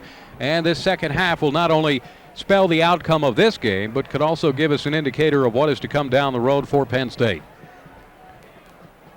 Horn tees it up on the right hash mark. Has his troops ready to go. Penn State receiving team is ready to go. And the second half about to get underway. Horn approaches, and we are underway in half number 2. They go deep with this one. High spinner down to Shelley at the 7. He's out to the 15, to the 20, to the 25, the 30. Shelly Hammonds a flag down as he goes down at the 37-yard line. Trevor Wilmot made the tackle, but let's see what that flag is about. Usually you get an illegal block in there. You almost know it's going to be that. There it is, way back there, too. Holding. Yeah. That's not a good way to start the second half, but this is everything seems to be, in a series of one good series, one bad series. They open up here with a nice run back, and here it is. They get back down to about their 15-yard line, 16-yard line. They mark the ball at the 16-yard line. 1st and 10, Penn State from there. Now, we said Bucky Greeley was out with a concussion. Barry Tealsh spelled him in the first half, and he starts the second half at center as well. In the backfield, it's Brian O'Neill and Stephen Pitts to start it off. Wideouts Ingram and LaBarca split wide to the right side on 1st and 10. Hand off to Pitts, off tackle to the right, cuts it up the middle. He's out to the 20 and slung down at the 26-yard line by Charles Beauchamp. But Stephen Pitts with a gain of close to 10 yards on his first carry of the second half. Well, if there's one position Penn State doesn't lack depth, it's at tailback. They got Archie, you got Pitts, and they got the freshman Herring. So I don't think, if Kajana doesn't come back, that they'll be hurt that much at tailback. They got plenty of tailbacks. First down for Penn State after the gain of 10 by Pitts. 1st and 10 from their 26-yard line. Wideouts each way this time. The handoff to Brian O'Neill, bulling his way up the middle and spins out across the 31 to the 32 for a gain of 5 on the play. Troy Drake gets up off the bottom of the pile along with Trevor Wilmot, and it will be a 2nd down and 5 to go. Second half just underway. 17-17 is our score. Bill, that's the play we had talked about. That was the fake off the pitch with the fullback coming right back up the middle on a quick handoff. Nice play, makes 5 yards, 6 yards. Ingram to the right, LaBarca to the left side. Split set in the backfield again. Kerry Collins on 2nd down. Fakes the handoff. Rolls to the right side. Could run if he wants it. He tucks it down. He's at the 35 and out of bounds. But a flag is down back at the 31-yard line. That might be some kind of hold or something there. Let's see what we get. That's one I did not see, but I would have to presume it's somebody holding on a defensive interior lineman. That's what Indiana's saying. Here goes another first down. Destroyed by a penalty. For a holding call, that flag came from a strange official. It must have been a hold right on the corner there. Well, as he rolled out, the official on that sideline must have picked up one of the Penn State offensive linemen, grabbing a defensive lineman as Kerry tried to get outside, and that's what it is. Kerry Collins would have had the first down, but instead the holding penalty has the ball back at the 21-yard line, and it will be a 2nd down. And 16 to go now for the Nittany Lions. 2 penalties right at the start of the second half here for Penn State. Couple of good running plays, and now you're in a hole. Now they're going to change their defense, and they're going to play you a little bit for the pass. Scott splits left, Ingram to the right side, and an I formation in the backfield. On 2nd down, Collins, play action looking to throw. Fires down the middle, complete to Kyle Brady. Juggling catch by Kyle, and he's still going out to the 38-39-yard line for a Penn State first down. That's that tight end right up the middle and that double coverage with the 2 safeties. We said it's open, and it is. And, Collins fired the ball. Kyle took his eye over it just for a second, but he still made the reception. That's the 3rd reception he's made. He's having a good day. Steve Perkins made the tackle in the secondary, but again, Kyle Brady is a load to get down. Took about 4 defenders to get him down. 1st and 10, Penn State at the 39-yard line. Got to let it all hang out. You can't play like you're afraid to lose. You got to go out there. Kerry Collins has got a big-time arm. If he has to use it, use it. LaBarca to the right, Ingram to the left side. Quick pitch goes out to Stephen Pitts, sweeping the short side of the field, and he is bumped out of bounds at the 41 after a gain of just 2 on the play. As Trevor Wilmot got over there in a hurry. He is an extremely mobile outside linebacker. It'll be a 2nd down and 8 to go. Well, they ran a quick pitch to the sidelines, and he ran out of real estate, or he would have gotten a few more yards. Now, Ingram is yelling something to the sidelines, and I don't know what it is. Well, they're bringing in Phil Collins, and Ingram's going out of the game. Maybe did not want to go to the sideline. I don't know. Phil Collins comes in along with Freddie Scott at wide receiver. They both split wide to the right. And an I formation in the backfield with O'Neill and Pitts on 2nd down and 8 to go from the 41. The blitz is on. The handoff to Stephen Pitts, off tackle to the right side. Gets out to the 44-yard line. Starts to go backward from there. John Hammerstein, who has been tough inside all game, and Alfonso Thurman combine on the stop for Indiana. 3rd down and 4 to go. Well, again, 2 wide receivers. They drop a linebacker off, but Penn State goes to the run. Looked like a big hole there for a second, but they're very quick. Great quickness from the inside, sealed it off. 5 carries, 21 yards for Stephen Pitts in the game now. 3rd down and 4 to go. Wide receivers each way and a split set in the backfield passing formation. Collins is back to pass, throws to the outside, completes to Pitts. He's across midfield and down to the 49-yard line, dragged out of bounds by Lance Brown. 1st down, Penn State. Bill, there's those short passes we've mentioned so many times that you have to complete to keep your drive going. Nice play, short pass. Let the back catch it, run a little bit with it. You got a 1st down. Nice play. Penn State's wide receivers in this game, I believe, have only caught 2 passes. Two passes. or 3. But again, Ingram has 1, Scott has 1, and I think LaBarca has 1. Everything else has gone to the backs and tight ends. Here's the handoff to Brian O'Neill, and boy, were they crashing the line of scrimmage that time. Flags down as O'Neill goes down at the 50-yard line. Bernard Whittington came through, but about 4 flags right there. They came with the corner blitz. Came with a corner blitz, and I'm almost sure the cornerback grabbed O'Neill by the face mask as he was struggling to get loose. Yep, face mask penalty against Indiana and a personal foul. So this is the big variety of face mask call, a 15-yarder, and Penn State will have a 1st down at the Indiana 35-yard line. Now, Bill, this is when a good football team takes advantage of a break. They're coming, we tell you that blitz, they had 27 or 28 sacks coming into the game, and they came with their cornerback. He grabbed O'Neill's mask, gives him a big 1st down. This is when a good team takes it in for a score. 12:15 to go, 3rd quarter, tied at 17. Penn State with a 1st and 10. Fake and a quick throw on the slant is complete to Bobby Ingram at the 20. Cuts outside at the 15. He's to the 10 and bumped out at the 9-yard line.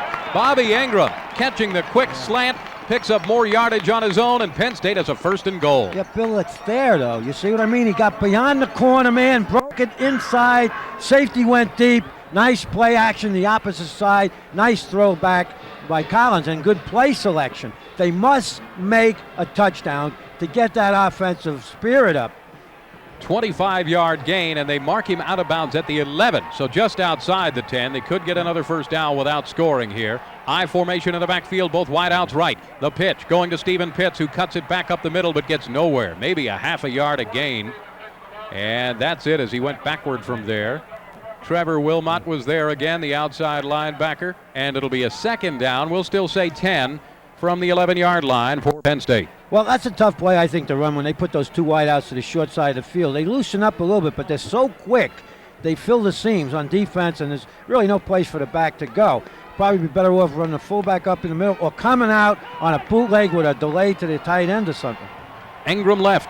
Freddie Scott to the right. I formation, and now Freddie Scott in motion from right to left. Kerry Collins hands it off to Stephen Pitts up the middle, has a hole. He's to the 5, and Pitts is down to the 1-yard line. Almost took it all the way in for the touchdown. Steve Perkins made the tackle in the secondary. That's also close to a Penn State 1st down. They're a few inches from the 1st down, but you see the way they broke it back up the middle. Teams that pursue or pursue too quickly, they went to the outside, big hole up the middle. Yeah. But again, he did not get it in. Whoa. He did not get it in. They have 2 downs to make that 1 yard. 3rd down, an inch to go for the 1st down, a yard to go for the touchdown. Again, this cannot be a deja vu situation. They got to try something here. Power I in the backfield with O'Neal, Milne, and Pitts. Everybody in tight. The handoff to Brian Milne. Milne bowls in for the touchdown. Touchdown, Penn State. Brian Milne on a 1-yard run. Now, he ran that like a real fullback. He hasn't played that much. They got that big guy in about 260, 255. They gave him the ball. Let O'Neal lead up for him. That's a good play. And that's a good drive. That's the best drive they've had in the last 3 games. Yep. So the Nittany Lions take it all the way in on a 1-yard run to cap it off. Brian Milne powered in for the touchdown, and Craig Fayak will attempt the extra point now. The snap is down. The extra point is up. It's solid. It is good. Penn State takes a 7-point lead, 24-17. 10.5 minutes to go, 3rd quarter, and we'll be back after this on the Penn State Sports Network.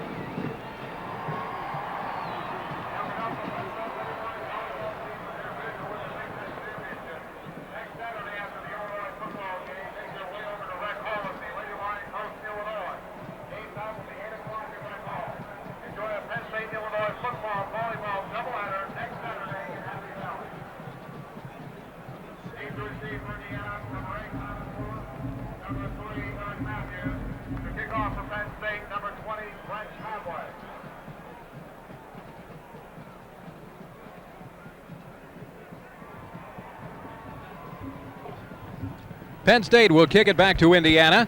Thomas Lewis and Eric Matthews are the deep men, and Brett Conway will kick it back after an 87-yard drive by the Nittany Lions. High, fluttering, short kick by Conway. Lewis comes up and takes it at the 10. He's out to the 20, to the 25, and out to the 27-yard line. And it'll be 1st and 10 Indiana from there. Cliff Dingle down on the special teams. 17-yard return, and Indiana's offense onto the field. Well, Bill, this is the key now. Penn State's got some injuries on defense. They haven't played that well in the second quarter. And what they have to do, they got to feed off that offensive team, feed off their drive, and they got a chance to win the game by shutting out Indiana in the second half, who's not a great offensive football team, by the way. 1st and 10, wide outs each way. Pacey back to pass on 1st down. He's looking under some pressure. He is sacked by Todd Atkins at the 23-yard line. But again, very good coverage, some scuffling going on after the play. But Todd Atkins with a sack of Pacey and a 5-yard loss on the play. Okay, those two tackles, Tyoka Jackson and Ben Faddy, they're the cheerleaders out there. They're getting that defense pumped up. They know Ravati's not coming back. They got Atkins in there, who's played enough, to not hurt you and to do a good job. And there was excellent coverage in the secondary, the best so far. 2nd down and 15 after the loss of 5. Wide outs each way again. Glover and Chaney in the backfield in the I formation. And we have movement by the offensive line and defensive lines, but it looked like Ton Lukovsky, the offensive guard of Indiana, came across. Yes, he did, Bill, because when you get more than one defensive player move at the same time, it's usually the offensive guy who moves and drives them off. 5-yard penalty against Indiana. That'll make it a 2nd down and 20. And Penn State has a great opportunity here. Not to let him, if they can keep him in a hole and buried in there, they'll get excellent field position. And right now, their offense is purring. They let him out of this hole, the whole complexion of the game could change. And now what he's done, twice they got out of holes like this by just streaking Lewis up and laying a ball out there. 3 wide receivers set in a shotgun formation now for Indiana on 2nd down and 20 to go. Here's the draw play out of the shotgun. And chopped down is Jermaine Chaney by Shelly Hammonds at the 18-yard line for a loss of another yard on the play. Wow. That's the way you play cornerback. You play your man, find out where the ball is, draw play, come up, don't hesitate, nail him. Obviously, something went on in that halftime. Might have been the injuries, but this team is keyed up. I feel a lot better now the way they've come out here in the second half. 3rd down and 21 is the situation for Indiana. And now they've got some late personnel changes. Michael Batts comes in at tailback. Jermaine Chaney goes limping off of the field. And now the officials stop play until Chaney can get off because, I guess because it's an injury, they give him that time to get him off of the field. Well, Bill, they don't get hurt at the tailback when they substitute either because Chauncey, Law, Thomas Batts all have run for 100 yards at different games during the season. So they got depth at tailback also. They line up in a split set. Let's see if Pacey goes back into the shotgun. Backs up into the shotgun on 3rd down and 21. Tight splits. Takes the snap. The blitz is on. He's back to pass. He has time. Fires one deep downfield for Lewis, but it's out of bounds. Uncatchable ball, and they'll have to punt it back to the Penn State offense. Now that's the way you cover them. On a corner out there, you had Bonner was over to help out. They ran him man to man. It was the essence, an actual double team. The corner took them all away, and then Derek came over and helped out. Good defensive stand. Punting situation as Jim DiGiulio, who has not punted well, will let it go from his own 5. Bobby Ingram is back at his own 40-yard line. Penn State almost jumping offside. Here's DiGiulio, takes the snap, gets away his best punt of the game, but it's not a great one. Fair catch signaled by Ingram, and he makes it right at midfield. Only a 32-yard punt by DiGiulio, and Penn State's offense takes over in nice position right at midfield with 8:26 to go 3rd quarter, and it's 24-17, Penn State leading. Well, maybe the swirling winds of Beaver Stadium are bothering DiGiulio, but he certainly is not keeping up with his average. Penn State has the ball on the 50. And right now, they're in high gear offensively. If they can go in for another score, this could end up certainly be a pleasant afternoon. Mike Archie now into the game at tailback for Penn State behind Brian O'Neill. Wide outs either way, and the pitch goes back to Archie, sweeping the left side, cuts it back up the middle. He's down to the 45 and 44. Charles Whittington made the tackle for the defense of Indiana. And this reminder, for Penn State fans, that Pennsylvania State lottery reminder. Don't forget to play your lucky number every day. Lottery proceeds benefit older Pennsylvanians. Hey, Bill, that time they came with 2 people off the corner. The outside linebacker, the cornerback, he made a good cut. If the ball carrier can get past the line of scrimmage, everybody's committed, should make a big play. Kerry Collins going to throw on second down. Rolling right, fires to the outside. Complete to a sliding Chip LaBarca at the 40-yard line. He not quite enough for, well, we'll see. They mark it right at the 40. That was a first down. Yep, first down. I was going to say, they were going to give him a bad mark, and then the referee came over and moved it up a little bit. First down, Penn State at the 40-yard line. See, they're not big plays, but the little ones for the first down set up the big ones for the touchdowns. Chip LaBarca's second catch of the game. 1st and 10, Penn State at the 40-yard line of Indiana. Ingram splits wide to the right. Penn State lines up now with its second fullback. That's Brian Milne on the right side wing. The pitch to Archie, sweeping to the right side. He's at the 35 and down to the 34, where Alfonso Thurman piled on top of him. A gain of 5. It'll be a 2nd down and 5. They're executing very well. The offensive line came off the ball to the short side of the field. They committed those inside linebackers. In one of these plays, if that tailbacker who's ever run the ball can get past the line of scrimmage, it's going to be a big gain. 2nd down, 5 to go. Ball is at the 35 of Indiana. This time Freddie Scott splits wide right. Ingram to the left side. I formation with O'Neal and Archie in the backfield. Freddie Scott in motion to the left side now. Collins hands it off to Archie. Archie hit at the line of scrimmage and nowhere to go then. Bernard Whittington, Mose Richardson, the secondary man, crashed in there quickly. Alfonso Thurman was there. Again, they were flying to the ball. Well, Bill, I don't understand the call really, because what they did, they put 2 wide outs, and then they had a man in motion actually, and usually they run to the side of the motion, and as soon as they saw the motion, they came off the corner. There was no place to go there. Now it's time. Let's see what they do. It's 3rd and 4. 3rd down, 4 to go. Back to pass. Collins, blitz is on. He's scrambling to the outside, just lets it go incomplete. Alfonso Thurman was all over him.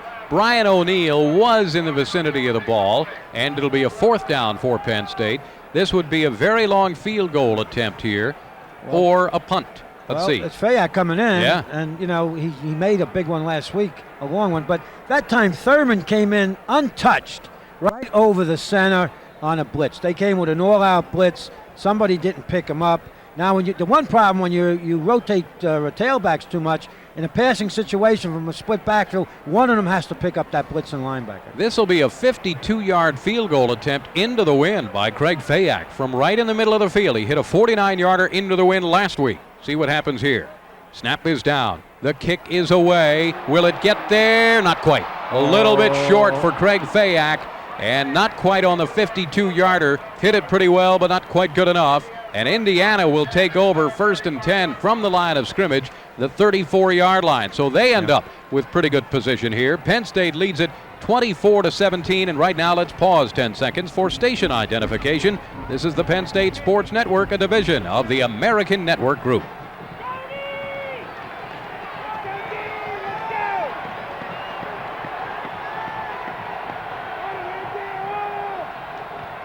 First and 10 for Indiana on 1st down. The handoff goes to Michael Batts, hit in the backfield, and then Lee Rubin knocks him down for a loss of 2 on the play.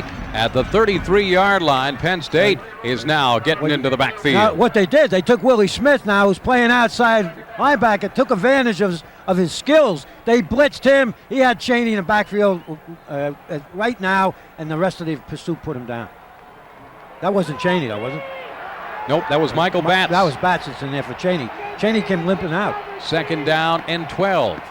2 wide outs to the left side. I formation in the backfield, and back to pass is Pacey. Throws one up in the air to the left sideline, way out of bounds. Pacey took a pasting and ends up on the field at the 23. And nobody could get that ball. Yeah, Bill, great pass rush from Atkins, who's in for Ravati. He put the pressure on him. Pacey had to throw it out of bounds to get rid of the ball. Now, this is about 7 or 8 plays in a row that Indiana has come up with negative yardage. 3rd down play and 12 to go. Lewis to the left side, Beatty to the right side, shotgun formation again. Penn State with a 4-man front. Let's see if they bring anybody extra this time. Nope, straight 4-man rushing. Back to pass is Pacey. He throws over the middle. Eddie Beatty with a diving catch at the Penn State 49. Incomplete, they say. No catch, Billy. Yeah. Ball hit the turf. Almost a tremendous catch by Beatty. Great effort. But I'll tell you what, now the defensive people from Penn State, the fans must have heard me yell about holding, should go to the official. At that time, the offensive line with tight splits. Penn State had a game on. They grabbed some jerseys in there. Jim DiGiulio will punt it away again. Bobby Ingram is back at his own 27-yard line. The snap to DiGiulio gets the punt away. Nice boomer this time. Ingram drifting back to his own 16-yard line, starts the return from there. He's out to the 20, the 25, breaks a tackle at the 30. He's at the 35, the 40, the 45, and taken down at the 47-yard line as the punter, I think, made the tackle. Nope, Shannon Rutledge was down. Yeah, he made the tackle. Well, Bobby Ingram continues to remind me of O.J. McDuffie with his moves, his confidence in catching the ball, and that's why I wouldn't be afraid of throwing the ball. Give him a blow now because he just returned that punt. But he could be an awful dangerous wideout. A 29-yard punt return by Bobby Ingram as he nearly broke it all the way. And Penn State with a 1st and 10 from their own 47-yard line. Now this looks like a Penn State team now with the second half adjustments, especially on defense. Kijana Carter's back into the game, and he takes the pitch on 1st down and goes off tackle to the right across the 50 and down to the 48. John Hammerstein made the tackle on Kijana, so it's good to see him back in the game. He had the hip pointer, of course. Well, Bill, if he couldn't have had a bad hip pointer, because you get one of those real bad, you're not going to come back into the game. I'm telling you, regardless how tough you are. And he didn't look like it bothered him on that. It looked like the old Kijana Carter. He made a nice cut.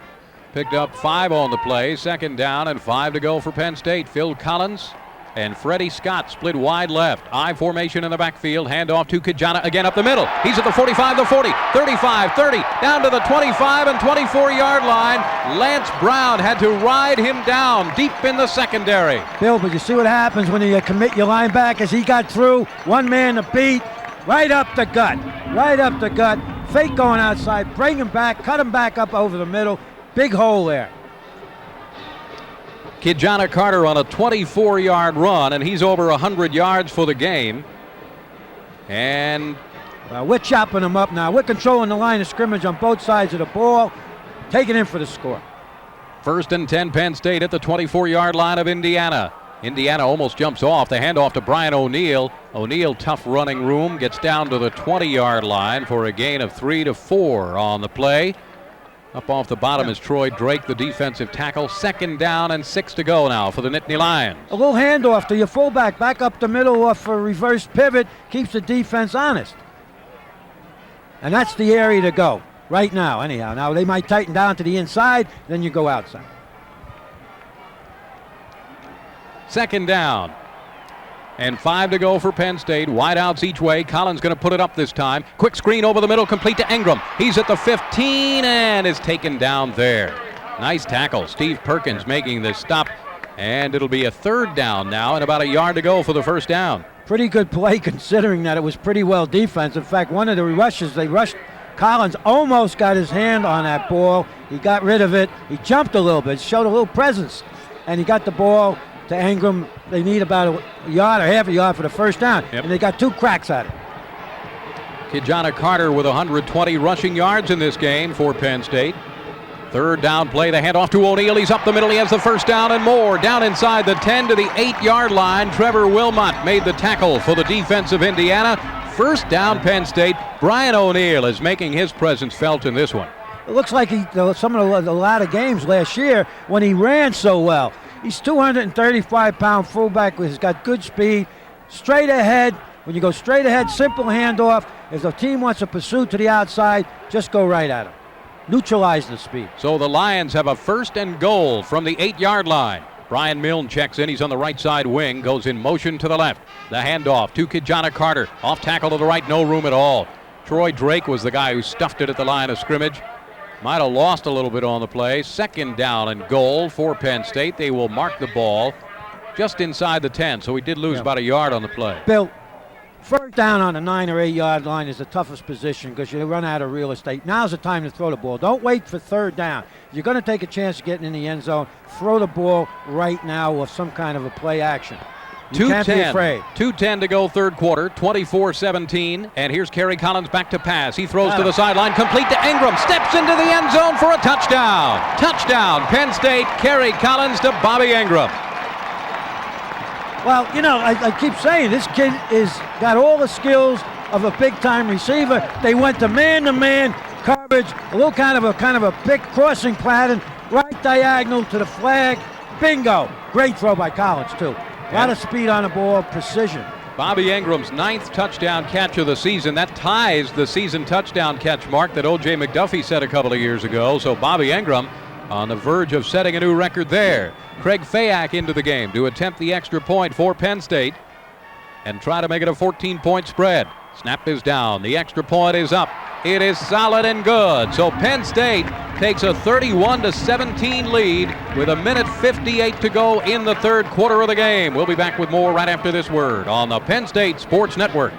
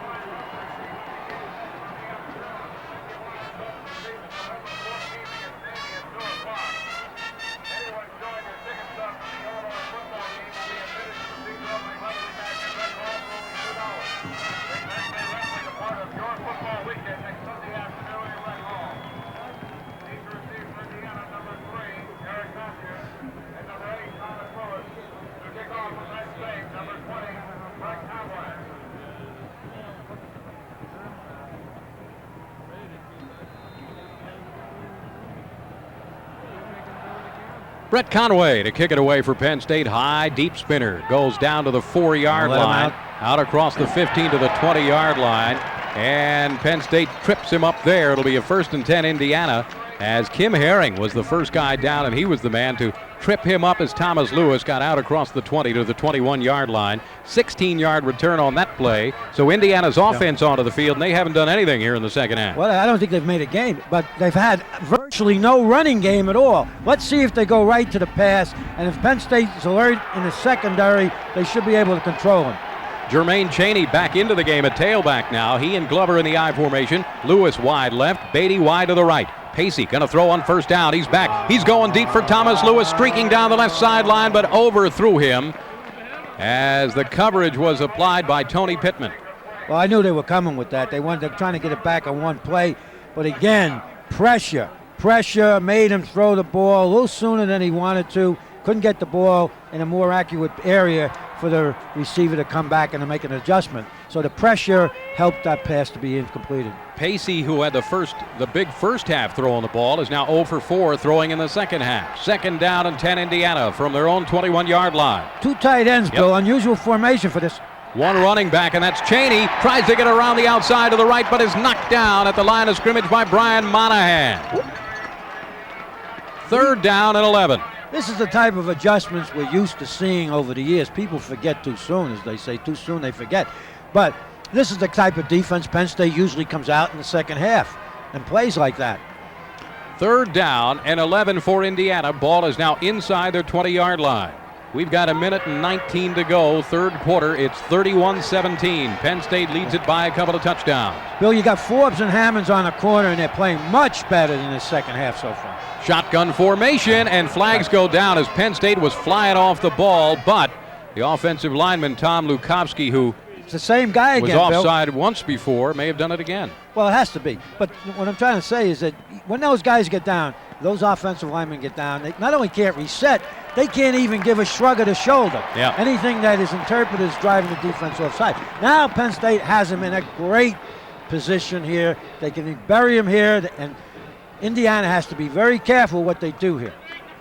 3rd down and 16, the situation. Don't let them out of the hole, make them punt. You're going to have great field position again on offense. Indiana up to the ball, but the official, I believe, wants to reset the clock here. We need a clock adjustment. Oh, this could be trouble. They tried to do this before, and the clock went haywire in the first quarter of the game. Now, what I would do here, I would double Lewis for sure because they have so much confidence in him. He had 8 catches in the first half. He was the big receiver against Michigan State also. Double him. Take him away, make him go left-hand, and let him go to the other guy. Try to get a little one-on-one on him and cover your tight end one-on-one with the linebacker and the inside linebackers on the halfbacks. Clock has been reset at 1 minute and 7 seconds to go. Lewis is wide to the left, and you can see that Marlon Forbes and Derek Bana are shading him. Eddie Beatty wide to the right side. Shotgun formation on 3rd down and 16 for Indiana. Pacey is back to pass. The rush is on. He throws one. This one is complete to Thomas Lewis out to the 40-yard line. No, incomplete. He bobbled the ball and dropped it as Marlon Forbes was making the tackle. Yeah, but I want to use that as an example. I don't have a chalkboard up here. You people have to read my mind. They went to him anyhow. Even though it was double coverage, he almost made the reception because as he passed the undercover man-to-man, he broke to the inside. If that was a perfectly thrown ball, that might have been a reception. Nice play by Marlon Forbes to make sure he did not hold on to that ball. Kind of banged him around a little bit too, Bill. Indiana will have to punt it away again. From the 5-yard line, nice high, deep kick. Bobby Ingram takes it at the 44-yard line of Penn State, starts the return. He's to the 50, tripped up and goes down to the 48-yard line. That's all. Nice play by Jay Davis. But again, 3 downs and out, 3 downs and out. That's 3 times that Penn State's defense is really rising to the challenge and to the occasion.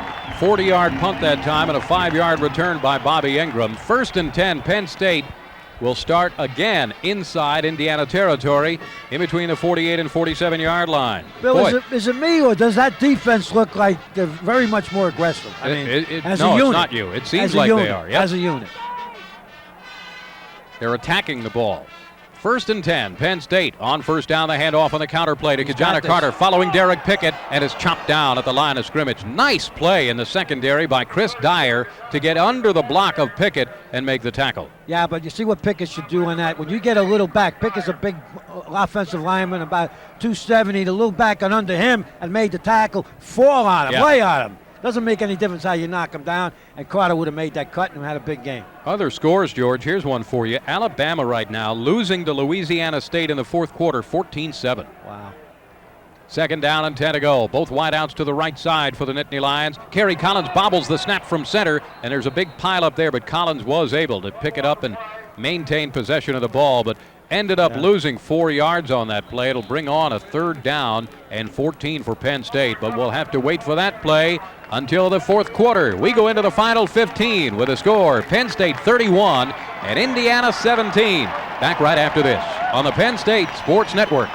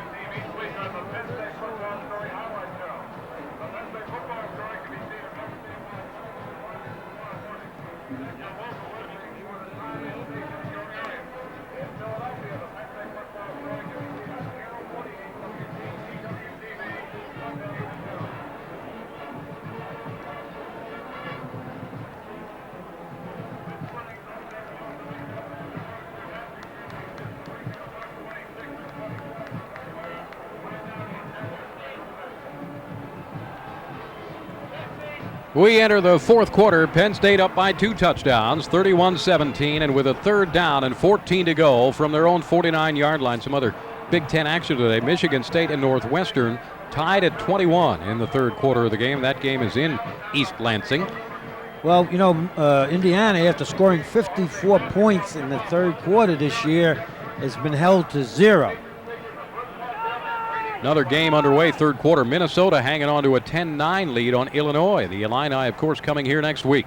3rd down play. Kerry Collins play action. He's back to pass. He's under pressure. Kerry Collins gets away from one man, throws and completes it to the 48 of Indiana, but that's all. Well shy of the 1st down. Kijana Carter made the catch, but well shy of the 1st down. Steve Perkins and Alonzo Thurman were there to make the tackle. 4th down for Penn State in a punting situation here. Well, obviously Indiana guessed right. They knew it was a passing situation. That's what that fumble causes. One play puts you into another play, and sometimes you have a bad domino effect. But what Kerry did then, he was going to throw it up for grabs, pulled it down, scrambled up towards the center a little bit, and made a completion. V.J. Masillo will do the punting for Penn State. Thomas Lewis is back at his own 12-yard line. Masillo will let it go from his own 40. The rush is on, and Masillo gets the kick away. Nice boot. Thomas lets it bounce. It hits at the 13, rolls down to the 5, the 3, the 1, and is down by Brian Miller. So Indiana will have the ball at their own 1-yard line. That was perfection. Well, that's the way you draw it up. Miller played it perfectly. You form a fence around the punt, especially when it's on the ground rolling. He waited. I was going to say, don't wait too long. Yeah. It might have go in the end zone because the football takes funny bounces. They downed it on a 1. Boy, can they put the heat on Indiana now. 1st and 10 from the 1-yard line for the Hoosiers. V.J. Masillo with a 43-yard punt, downed at the 1 by Brian Miller. Do not let them out of this hole. You cannot let them out of this hole. Standard setup, I formation, wide outs each way. Glover and Cheney. Pacey back to pass. He's looking. He's firing one deep for Thomas Lewis. Lewis has the grab at the 40 and gets away. He's at the 40, 35. He is going. He is gone. A 99-yard pass play from John Pacey to Thomas Lewis. Touchdown, Indiana. Well, these are the things of self-destruct are made of, but they have him down here at a 1-yard line. Almost they had going to try to throw it, take some chances. They just went to straight drop back. Streak Lewis, who's a fine receiver, right down, straight ahead, nothing fancy. Makes the catch, goes in for a 99-yard touchdown. Reception. That's, you lose games like that. That's a shame. Shelly Hammonds was on the coverage, and really George was right there with him, and as he tried to make the tackle, he just kind of fell off, and Lewis maintained his balance and went all the way. Should have given him a little bit more cushion down there, Bill. There were times you play it a little looser. You got him down on a 1-yard line. Give him a little bit of a cushion. He wants to throw a quick out for 4 or 5. Okay, but to let him beat you deep, he let him get too close. A defensive back is taught to keep a receiver at least 2 yards distance between him and the receiver, either inside shoulder or outside shoulder. He let him close on him. Bill Manilopoulos kicks the extra point to make it 31-24. It is now a 7-point spread with 13:51 to go in the game, and Indiana will kick it back to Penn State. So the Lions had him trapped deep, and Thomas Lewis, who is having a career day receiving the ball, and that was the first completion of the second half for John Pacey. Well, it's the first yardage they made. Now, how do you like to be on defense? You stop him, and then you got him on a 1-yard line, and the guy hits a 99-yard pass play against you. Wow. It's very demoralizing. Well, Penn State will get it back. Kijana Carter is back on the return squad. He and Shelly Hammonds are back at the 5-yard line. Oh, it was Hammonds. Let him... Kicking off is Will Horn, has it lined up on the right hash mark. And the Nittany Lion offense will try to pick up where they left off. Here's the kick. It's a squibber by Horn as Brian Milne tries to pick it up, and it bounces off his knee, and then Jason Collins and Milne cover up on it at the 35-yard line. 1st and 10 from the 35 for Penn State. Bill, that was an onside kick. I don't think that was a squibber. He tried to kick it off to the side, and the Indiana team lined up to that side. I'm pretty sure that was an onside kick, and it did catch Penn State by surprise. It just went a little too deep. Now they got the ball again. They're playing excellent football on offense. They have to keep it up. That pass completion was the longest by an opponent against Penn State, breaking the record back in 72 by North Carolina. 1st and 10. Kerry Collins play action on 1st down. He's looking, scrambling to the outside. He's at the 35. He's going to run it to the 40, out to the 45 and 47-yard line. Eric Smedley made sure he went down there, but that's a 1st down on the scramble for Penn State. Yeah, but you see, that was a bootleg, and he had Kyle Brady out there, but he saw he had to run, took advantage of Brady's size. Brady made a nice block. Kerry's starting to make better decisions. To get back to that pass play, that's the old touch tackle play. Run down 3 sewers, I'll throw the ball as far as I can. That's exactly what it was. We used to do that in Brooklyn. Did it work for you? Once in a while. All right. I used to run into the cars once in a while. Gary Collins hands off to Gajana Carter. He's across midfield, down to the 45 and 43-yard line of Indiana. Alfonso Thurman was there to make the tackle in the secondary for Indiana. Also there was Lance Brown. First down, Penn State. They're at the 43 of Indiana. What you're seeing now is precision offensive football. They're chopping up that great, vaunted Indiana defense. 124 total yards for Gajana Carter in this game. First and 10. Penn State at the 43-yard line of the Hoosiers. Wide outs each way. Play action. Collins is back under pressure. Dumps it off. Home. Alfonso Thurman intended for Kyle Brady at the 35-yard line. Good defense by Thurman. Remember I say he gets erratic, he makes a great play. He was careless on that. He had Brady out. Brady had a couple of steps on him, put it out in front of him. He's 6'6.5", and let him try to catch it. Penn State's got to get 3 points out of this drive. Second down and 10 from the 43. 13 minutes even to go in this game, 31-24. And jokingly before the game, George, I said, well, you know, with both of these defenses, we'll end up with a 31-29 game or something, and we are in the midst of a shootout. I wouldn't care if it's 59-57 if we're on top. The handoff to Gajana Carter bounces out to the left side, cuts it up and gets down to the 42, and that's all. Lamar Mills did the nice job to hem him in on that side, and it'll be a third down and 8 to go for Penn State. Well, when he's in there, they're keying him. Let's see if they come to the fullback. It's almost a passing situation here. And if they can get that curl at Bobby Ingram again, try to hit him with the curl for the first down. Gary Collins, 4 of 7, 52 yards in this half of the game. They're in the right formation. Third down play. Split set in the backfield, both wide outs to the right. Here comes the blitz by Indiana. Short drop. The pass is batted down at the line of scrimmage. Charles Beauchamp was the one who got the arms up, batted it down. Fourth down for Penn State. Well, that's the first time they've been stopped offensively. You know, they're not perfect.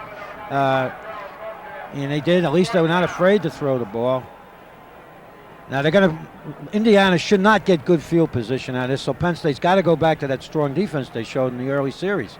Last time, Masillo hung one up there and they downed it at the 1. Same assignment this time. Let's see if he can pull it off again. VJ takes the snap from center. High, fluttering kick. Thomas Lewis this time will let it go, and it goes right into the end zone. So too far that time by VJ, and Indiana will have it first and 10 at their own 20-yard line, trailing by 7. So John Pacey, who has completed 1 pass in the second half, that just turned out to be a 99-yarder, brings the troops out again. And this reminder that for high-quality color film processing in Lion Country, head to Rite Aid.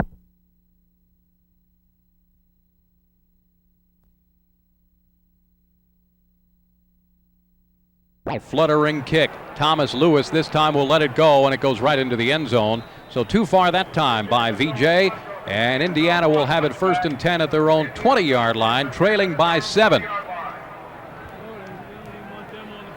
So John Pacey, who has completed 1 pass in the second half, that just turned out to be a 99-yarder, brings the troops out again. And this reminder that for high-quality color film processing in Lion Country, head to Rite Aid. Low prices and quality prints are guaranteed. You know, Bill, to go back to that pass again, all he did is get a lot of air on it, throw it out there, and let Lewis do his job. Let's see what they do here now. First and 10, Indiana. Glover and Cheney in the backfield in the I formation. The handoff to Cheney off right tackle. He's across the 20, out to the 23-yard line. Second down and 7 to go. Brian Monahan and Tyoka Jackson were there for the Penn State defense. Second down, 7 to go. Clock running, under 12 minutes to go in the game now. Well, I think they're bringing in another tight end. The fullback, Sean Glover, going to the sideline. And they go with a 2 tight end set now. Beatty right, Lewis to the left side, and Cheney the lone setback. Sometimes this is a passing formation, and you want to just deceive the defense to think it's a run. But they hand off to Cheney, sweeping the right side. He's around the corner and out to the 29 and 30-yard line. Should have a first down for Indiana. Lee Rubin had to come up to make the tackle for the Penn State defense. Rubin, the senior safety from Manalapan, New Jersey. That was just a good run by Cheney. He bulled his way. They had him stopped about a yard short, but he kept those legs driving, and he got that first down. First and 10, Indiana from their own 30. Well, you watch now. They're just going to keep, and they're going to set up and go deep again. So those cornerbacks have to be very alert on Penn State. Wide receivers split each way. Glover back into the game at fullback. And play action. Pacey is back to pass. Lewis, the only receiver, is going deep again, and he's open again. He makes the catch at the Penn State 20, but Marlon Forbes makes the tackle right there. Boy, if he had hit Lewis in stride, he would have been going again. But he had to hold up a little bit because the pass was short, and Forbes caught up. Well, Bill, you could feel it coming. You could feel it coming. They got to double him in those situations here. They can't run the football, they're going to throw it. A 53-yard completion that time, and he was the only receiver in the pattern. That was just one pattern. He just ran a deep post, got inside of Forbes. 1st and 10, Indiana at the Penn State 21. Same setup again. One wide out to the left and a wing on the right. Here's the handoff to Cheney. He just dives into the middle of the line and picks up a yard on the play. Vin Stewart, the big defensive tackle, 285-pounder, was in the middle of the Penn State defense there. It'll be a 2nd down and 9 to go for Indiana. You won't see this happen too many times. Wow. One receiver deep, and he hits one for 99, and he comes back and gets one for 53, two different cornerbacks. And I'm sure you're going to see them double them, from here on in. Lewis with 2 catches in the second half for 152 yards. Well, they got a double on him now, wow. But they... 2nd down and 9 to go. There's movement again at the snap of the ball. Let's see who moved first this time. This one might go against Penn State. Well, if he snapped the ball, there was encroachment, but I don't know if he touched. If he touched, then it's against Penn State.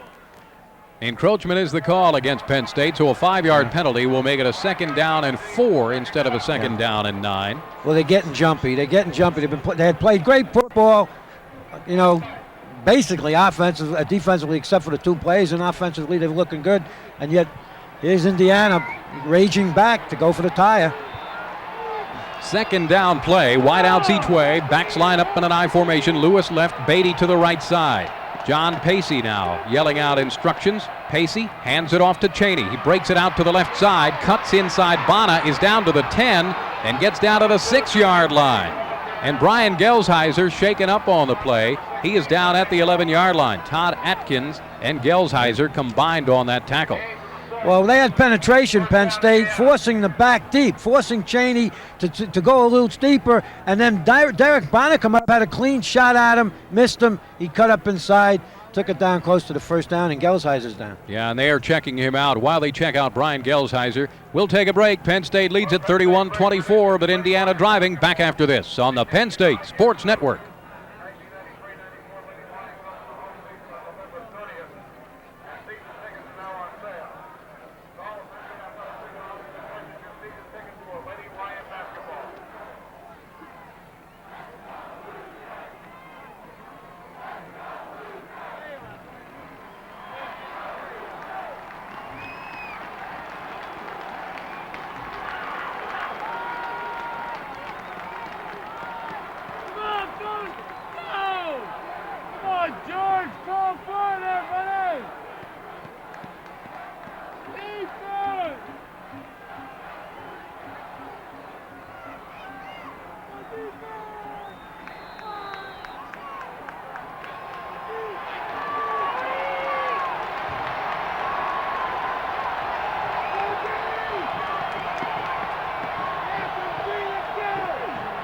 First and goal, Indiana. The handoff to Cheney. Cheney off the right side. Looked like he was going to break through, but then is tackled by Willie Smith at the 2-yard line.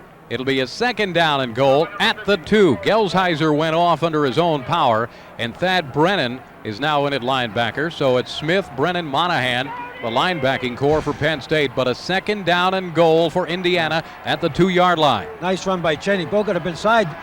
The quarterback slipped on the exchange, but still managed to get him the ball. I formation, 2 tight ends. Lewis, the lone wide out, is wide to the right side. Pacey hands off to Cheney again. He's hit at the line of scrimmage, still bulling ahead and gets down to the 1-yard line, but did not get into the end zone. I'll tell you that Jermaine Cheney is strong, pretty strong runner at 197 pounds. Yeah, well, they had him, though. He slipped off one tackle. Now it's 3rd and 1. Will they go for that bootleg to the tight end again, which they got easily, there was no coverage, or will they try one more time? Brian Gelsheiser comes back into the game. Thad Brennan goes out. So Gelsheiser with just a short trip to the sideline after being shaken up. He's back in there. Let's see what happens here. Glover and Cheney in an eye again. Two tight ends. Lewis, the lone wide out, is wide to the right. Everybody is in tight now. Lewis goes in motion to the left side. The handoff to Cheney. Stumbles and does not get into the end zone. Cheney stumbled in the backfield and went down short of the end zone. It'll be a 4th down and goal for Indiana. Bill Mallory now must come up with a call. Well, what happened then, actually, he lost a little bit. His knee went down. They gave him a good spot on that. Now, this is the one, it's a lot of pressure on both sides, obviously.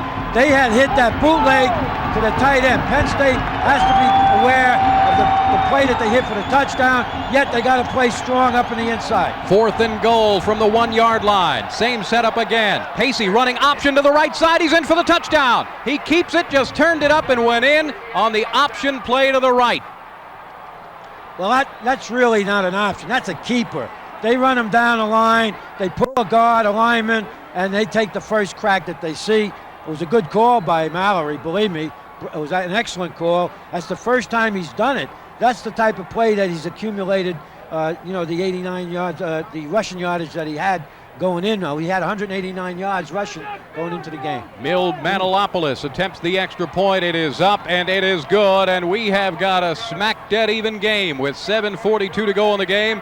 We are tied at 31. Back right after this on the Penn State Sports Network.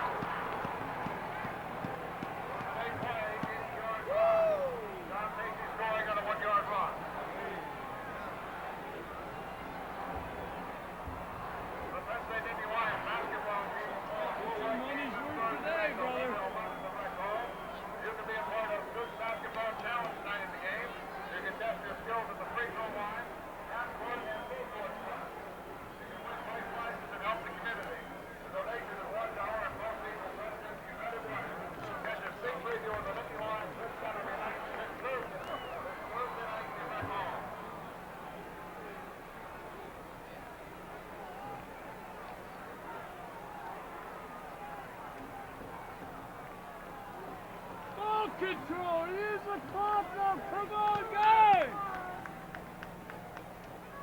Don't even let their offense on back from the field.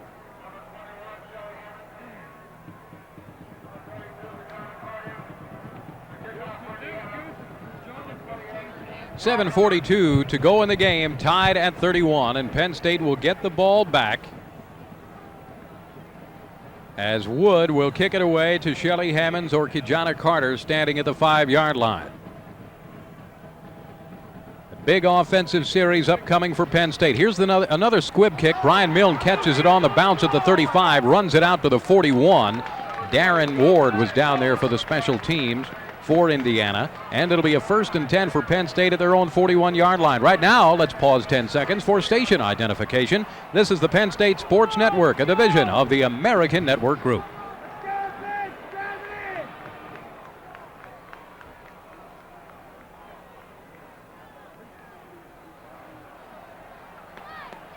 First and 10 for the Nittany Lions. Ball is just inside their 42-yard line. Kerry Collins on first down. Short drop, throws to the outside, complete to Carter at the 47. Tumbled out of bounds at the 48-yard line by Mose Richardson. But a pickup of 7 yards on the play. 2nd down, 3 to go. Nice little play, Bill. Ingram's cleared out. Carter in the flat. Penn State has an opportunity here to put on a big-time offensive drive, take a lot of time off the clock, and methodically go down and get some kind of a score. Justin Williams splits wide left, Phil Collins wide right. O'Neal and Carter in the I formation, 2nd down for Penn State. Indiana showing blitz, and Indiana pointing to the Penn State offensive line, and Kyle Brady may have taken a step too soon. 5-yard penalty, Penn State. Well, Brady...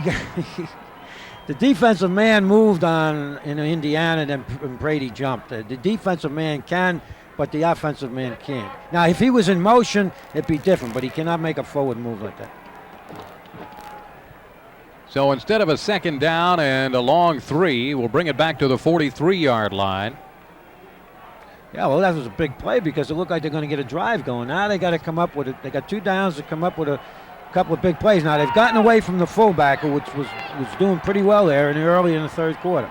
Wide outs each way. Play action again. Here's the throw on the slant to Ingram. And Mose Richardson makes the tackle at the Indiana 46-yard line, or Bobby may still be running. But that's a first down, Penn State. You can't cover him one-on-one like that. And a safety come over, stopping him from becoming a big play. But it's a first down. And Kerry threw that with a lot of confidence. Yep. And certainly with a lot of velocity. Big first down.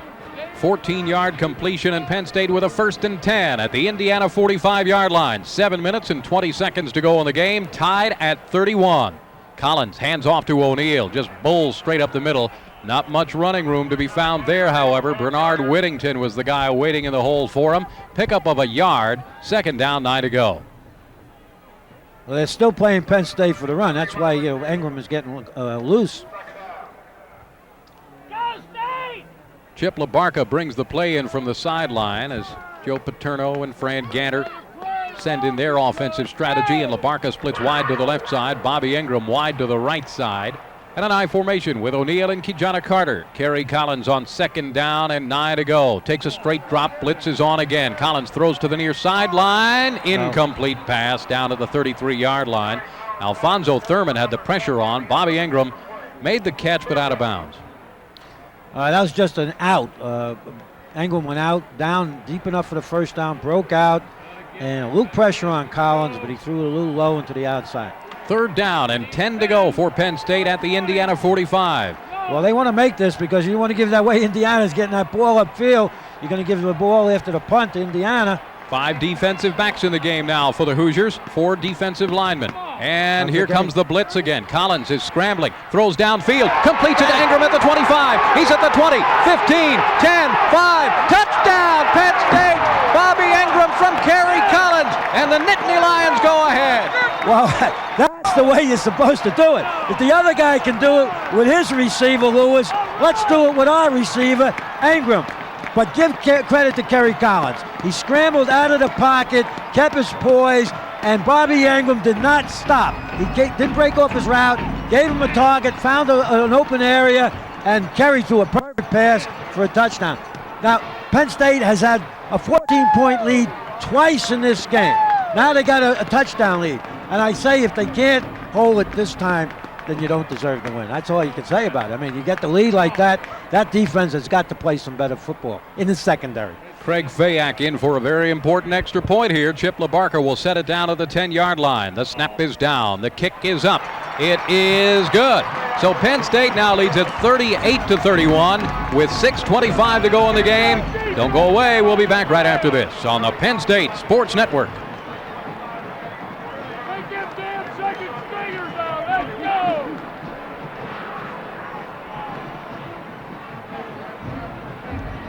Yeah. All right, George. Good job, brother. Good job.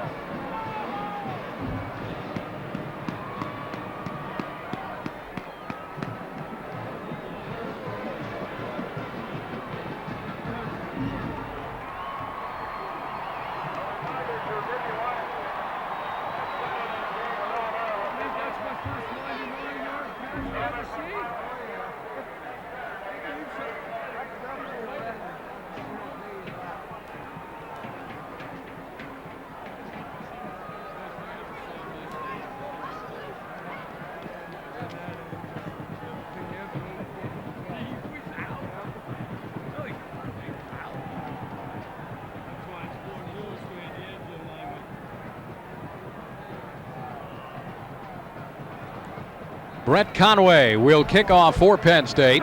Conway approaches, high spinning kick goes toward the right sideline. Lewis makes the catch, and he went out of bounds at the 13-yard line. Never should have caught that ball because it probably would have went out of bounds. And well, Bill, you know what happens? Yeah, he should have never caught it. It was going to go out of bounds. But when one ball player is making all the big plays for you, he thinks he's got to get him back in the game. So he elected to take that kickoff return, and he touched the sideline, and they end up on the 11-yard line. But so far, Penn State hasn't been able to hold them down there.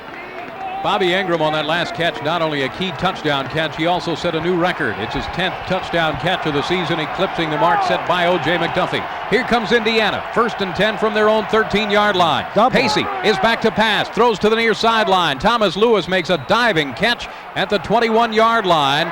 as Marlon Forbes is over there complaining that either he was out of bounds or he dropped the ball, but the officials say good catch at the 21, a little bit shy of the first down. 2nd down and 2 to go. It was a great catch, but at least they're doubling him. Yep. Take him, if he's their big gun, take him out of the ball game, make him go the other way. Want to go to the tight end, he's 6'7", but he can't run that fast. So, your chances of getting hurt deep diminish. 2nd down and a yard to go for the first down. Lewis is wide right. Everybody else is in tight. Watch out for the deep pass, but here's the handoff to Cheney straight up the middle. Eric Clare is wrapped all around him out of the 25-yard line. And that's an Indiana first down at the 25. Brian Gelsheiser assisting there. And John Pacey is having a career game. He is 16 of 28 for 315 yards in the game. Yeah, Bill, but I guarantee you they're not going to run much because the time is, it's 5.5 minutes. That's not that much time if you're going to run the ball. They don't have that breakaway type of a threat. So Penn State must play pass first. Lewis wide right, Beatty wide to the left side, Pacey back to pass, he's looking, dumps one to the left side, completes it to his tight end Dan Thompson. He's hit right away at the 32-yard line by Marlon Forbes. That's a gain of 5. 2nd down and 5, and that clock is running with 5:10 to go in the game. All timeouts remaining for Indiana and Penn State. But sooner or later, they're going to go back to try to get Lewis deep, regardless of the coverage. So you've got to be alert. The guy who's got him deep, he's off a little bit. Jeff Perry into the game for Penn State on the defensive line. 2nd down play. Pacey back to pass. The blitz is on. He's looking, throws. It's batted down at the line of scrimmage. Jeff Perry, who we just mentioned, batted that one down. It'll be a 3rd down and 4 to go. This could be the ball game here, Bill. That was a great play by Perry. He almost intercepted that. Did a vertical jump way up in the air by that building. 3rd down, Indiana. 4:48 to go in the game. They have staged a dramatic comeback here in the second half after dropping 2 touchdowns down, came back to tie it. Nittany Lions now lead it 38-31, and now a 3rd down and 4 for Indiana from their own 32. Both wideouts wide right, offset eye in the backfield, and Pacey is back to pass. He's looking, scrambling, throws over the middle, completes it to Thomas Lewis at the 40-yard line. Indiana first down as he made a diving catch there. Great receiver, this guy. Absolutely catches everything that you throw at him. That was a diving catch for the first down. Not too much damage. Clock stops, though. That's the biggest damage of that particular reception. Lewis, a junior from Akron, Ohio, 6'2", 190-pounder. 1st and 10, Indiana. Ball is right at their own 40 on the left hash mark. Wideouts to each side. Backs are in an eye. Glover and Cheney. Pacey back to pass again. He's looking. He's under pressure. He lets go of the ball. It's incomplete. That's throwing the ball away. Tyoka Jackson was hanging on to the leg as he let go of the ball. No receiver in the vicinity, but no flag as well. Billy threw it out of bounds. It wasn't a receiver. Then 25 yards of that. You got away with that one. 2nd down and 10 to go. I was just saying to myself, if ever a time Penn State needed some pressure or a sack, it's now. A great job of pass protection by Indiana's offensive line. Wideouts each way. Matthews to the right side. Lewis to the left. The handoff to Jermaine Cheney. He's sweeping the right side. He's at the 45. He's out to the 48 and slung down by Derek Bana at the 49-yard line. He didn't get out of bounds, though, Bill. Short of the first down. It'll be a 3rd down and about a yard to go. Clock continues to run, coming down on 4 minutes left in the game. Lewis just come back in the game. They gave him a little bit of a breather. Don't bet they don't gamble on something now and then come back on 4th down and try to get the first down because it's that short. 3rd down play. Lewis, the only wideout in the game. He splits wide left with Marlon exactly Forbes what I'm talking him. about. Yep. I double him on this. Well, he's got single coverage with look at Marlon Forbes. He's saying, hey, I need help out here. But here's the handoff to Cheney, off right tackle. He has the first down. He's chopped down after a gain of 2 on the play as Lee Rubin made the tackle, but that's good enough for an Indiana first down at the Penn State 48-yard line. Well, that clock's starting to become a very, very formidable factor in this now.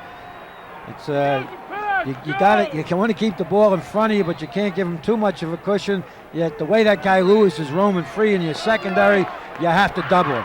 He splits wide left. Bana and Forbes follow him over there. Beatty is wide right. High formation in the backfield again. Here comes the reverse, the handoff to Lewis. He cuts it up the middle and gets down to the Penn State 44 because Tyoka Jackson and Lou Benfatti had that diagnosed. They were waiting for that reverse to come around, so Lewis had to take it up the middle, but gained 4. That was a great play by Lewis because Penn State played it perfectly, stayed at home, didn't get caught where he could get around the corner and make a big one, but he turned it up and he turned a loss into a positive gain of 4 yards. Sooner or later, they got to try deep because that clock is running. He hasn't used his timeouts yet. Lewis came to the sideline for this play. 2nd down and 6 to go. Wide outs each way and an I formation in the backfield now. Well, you know, Beatty's not bad either. Here's the handoff to Cheney. Cheney off tackle to the left side, gets down to the 42. Initial hit made by Brian Gelsheiser. It'll be a 3rd down and 4 to go now for Indiana. Boy, they are losing time here. 2 minutes and 29 seconds to go in the game. He's probably going to wait for 2 minutes and call a timeout. But again, I say they'll try to strike deep because Beatty's not a bad receiver, either. 3rd down play. Cheney in the second half, 13 carries and 42 yards. Lewis is wide right with Shelly Hammonds on him. Beatty to the left side with Forbes covering him. Okay, they got a double on him. Pacey is back to pass. He's looking, dumps over the middle. He completes it, and this is going to be close. Dan Thompson made the catch, but was hit right away by Gelsheiser. Let's see where they spot the ball. He's about a half a yard short, Bill, unless they give him a real good spot on that. It's 4th down coming up. Well, they're going to measure. Yeah, but it looks, I think you're right. They're short. They're short about a foot. They'll bring the chains all the way across, but George Paterno can see it from here. Well, don't forget, after this game, we'll be selecting our PNC Bank Performance Player of the Game, as we do every game, selecting the outstanding Penn State player and PNC Bank Performance Player of the Game. Coming your way after this one, PNC Bank, where performance counts. They stretch the chains, and as George predicted, it is short. Yeah, but they'll go for it, obviously. Yeah. But I also jump higher than tall buildings. In a single bound, huh? Yeah. The only reason I'm trying to be humorous is because I'm so nervous. 4th down, less than a yard to go. Indiana must go for it with 1:57 to go in the game. George, they have not used a timeout yet. They got the ball back with 6 minutes and 25 seconds left. Yeah, well, with the way they're playing now, you get frightened. They might try to go deep. I'd still go Alvin double. They got single coverage on him. I'm sure. Lewis is wide right. Shelly Hammonds is on him all by himself. I formation, 2 tight ends. 4th down, a yard to go. Quarterback sneak by Pacey. I think he got it. Yeah, he got it. So 1st down for Indiana at the Penn State 37-yard line. 1:49 to go in the game. Indiana, Indiana obviously would like to drive this thing in and score a touchdown with no time left on the clock, so they are playing for the tie here. I don't know if they're playing for a tie or not. We'll see, but I think they are probably because of the conference situation. Yeah, and the way they're letting the clock run. Yeah, and with three timeouts left, they got an allowance for about 2 more runs. The rest of them have to be passes. Lewis to the right, Beatty to the left side. I formation in the backfield. The blitz is on as Pacey goes back to pass. He has time, throws deep for Beatty, overthrew him at the 5-yard line. And I'll tell you what, Beatty maybe misplayed that ball because he had a step on Marlon Forbes and had to spin around and try to get it incomplete. They did a great job of picking up the blitz, though, that time. It was basically an inside linebacker. It's not the time to blitz from the inside. You want to blitz from the outside. The inside, they can pick it up too easy. The backs can. You come off the corners. But what Penn State's defensive backs do, they let the receiver get too close to them. Eric Clare goes out of the game, and here's Penn State, George, with that 3-man rush and 5 defensive backs. 2nd down, 10 to go. I think they'll come with 4. Nope. Back to pass is Pacey. 3-man rush. He looks, he pumps, now throws to the near sideline, incomplete. Good coverage by Marlon Forbes that time on the tight end, Dan Thompson. 3rd and 10. Well, they had a couple double-doubles out there, and with a free safety, and they made him go back to the tight end. You don't care if the tight end gets the football at this juncture in the game. Huge upset in college football today, George. Louisiana State knocks off number 5 Alabama 17-13. Well, that's what college football is all about. A lot of fans don't understand. In Alabama. The days of the dominating teams are over. Let's see what happens here. Penn State needs this win desperately. 3rd and 10. 3 wide receivers now into the game. Eric Matthews, the 3rd wide out, and here's the shotgun formation. 3-man front for Penn State, but they're blitzing out of it. Holmberg is coming after Pacey. He ducks under. He throws deep down the middle. It's intercepted by Tony Pittman at the 10. He's out to the 20, the 25, and out of bounds at the 29-yard line. Well, hallelujah, because that's what they needed. A lot of pressure. They blitzed from the outside, and that outside blitz made Pacey throw that ball when he didn't want to throw it. Pittman stepped in front of it, and that was a gut performance. Yep. I hope I don't eat my words. There's a minute to left. Penn State can run out the clock. Rob Holmberg had the big pressure on from the outside, forced Pacey to step up. He threw into double coverage. Tony Pittman picked the ball off. Pittman's 4th interception of the year. Wow, did they ever need that? And did they ever need this?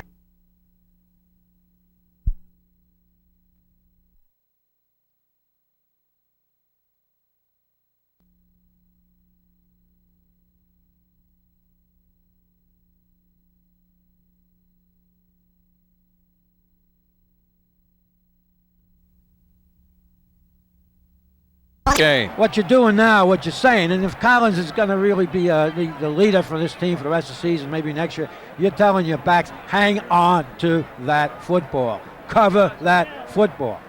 Brian Milne checks in from the sideline now, and Bobby Ingram goes out.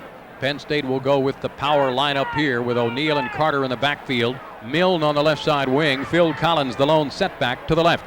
The toss goes back to Gajana Carter again. He just cuts it up into the middle and gains another yard on the play. Clock will run. Charles Beauchamp, who has had a nice game for Indiana, made the tackle on that play. And Indiana signals for a timeout with 58 seconds remaining in the game. Penn State up by a touchdown, 38-31. We'll be back after this on the Penn State Sports Network.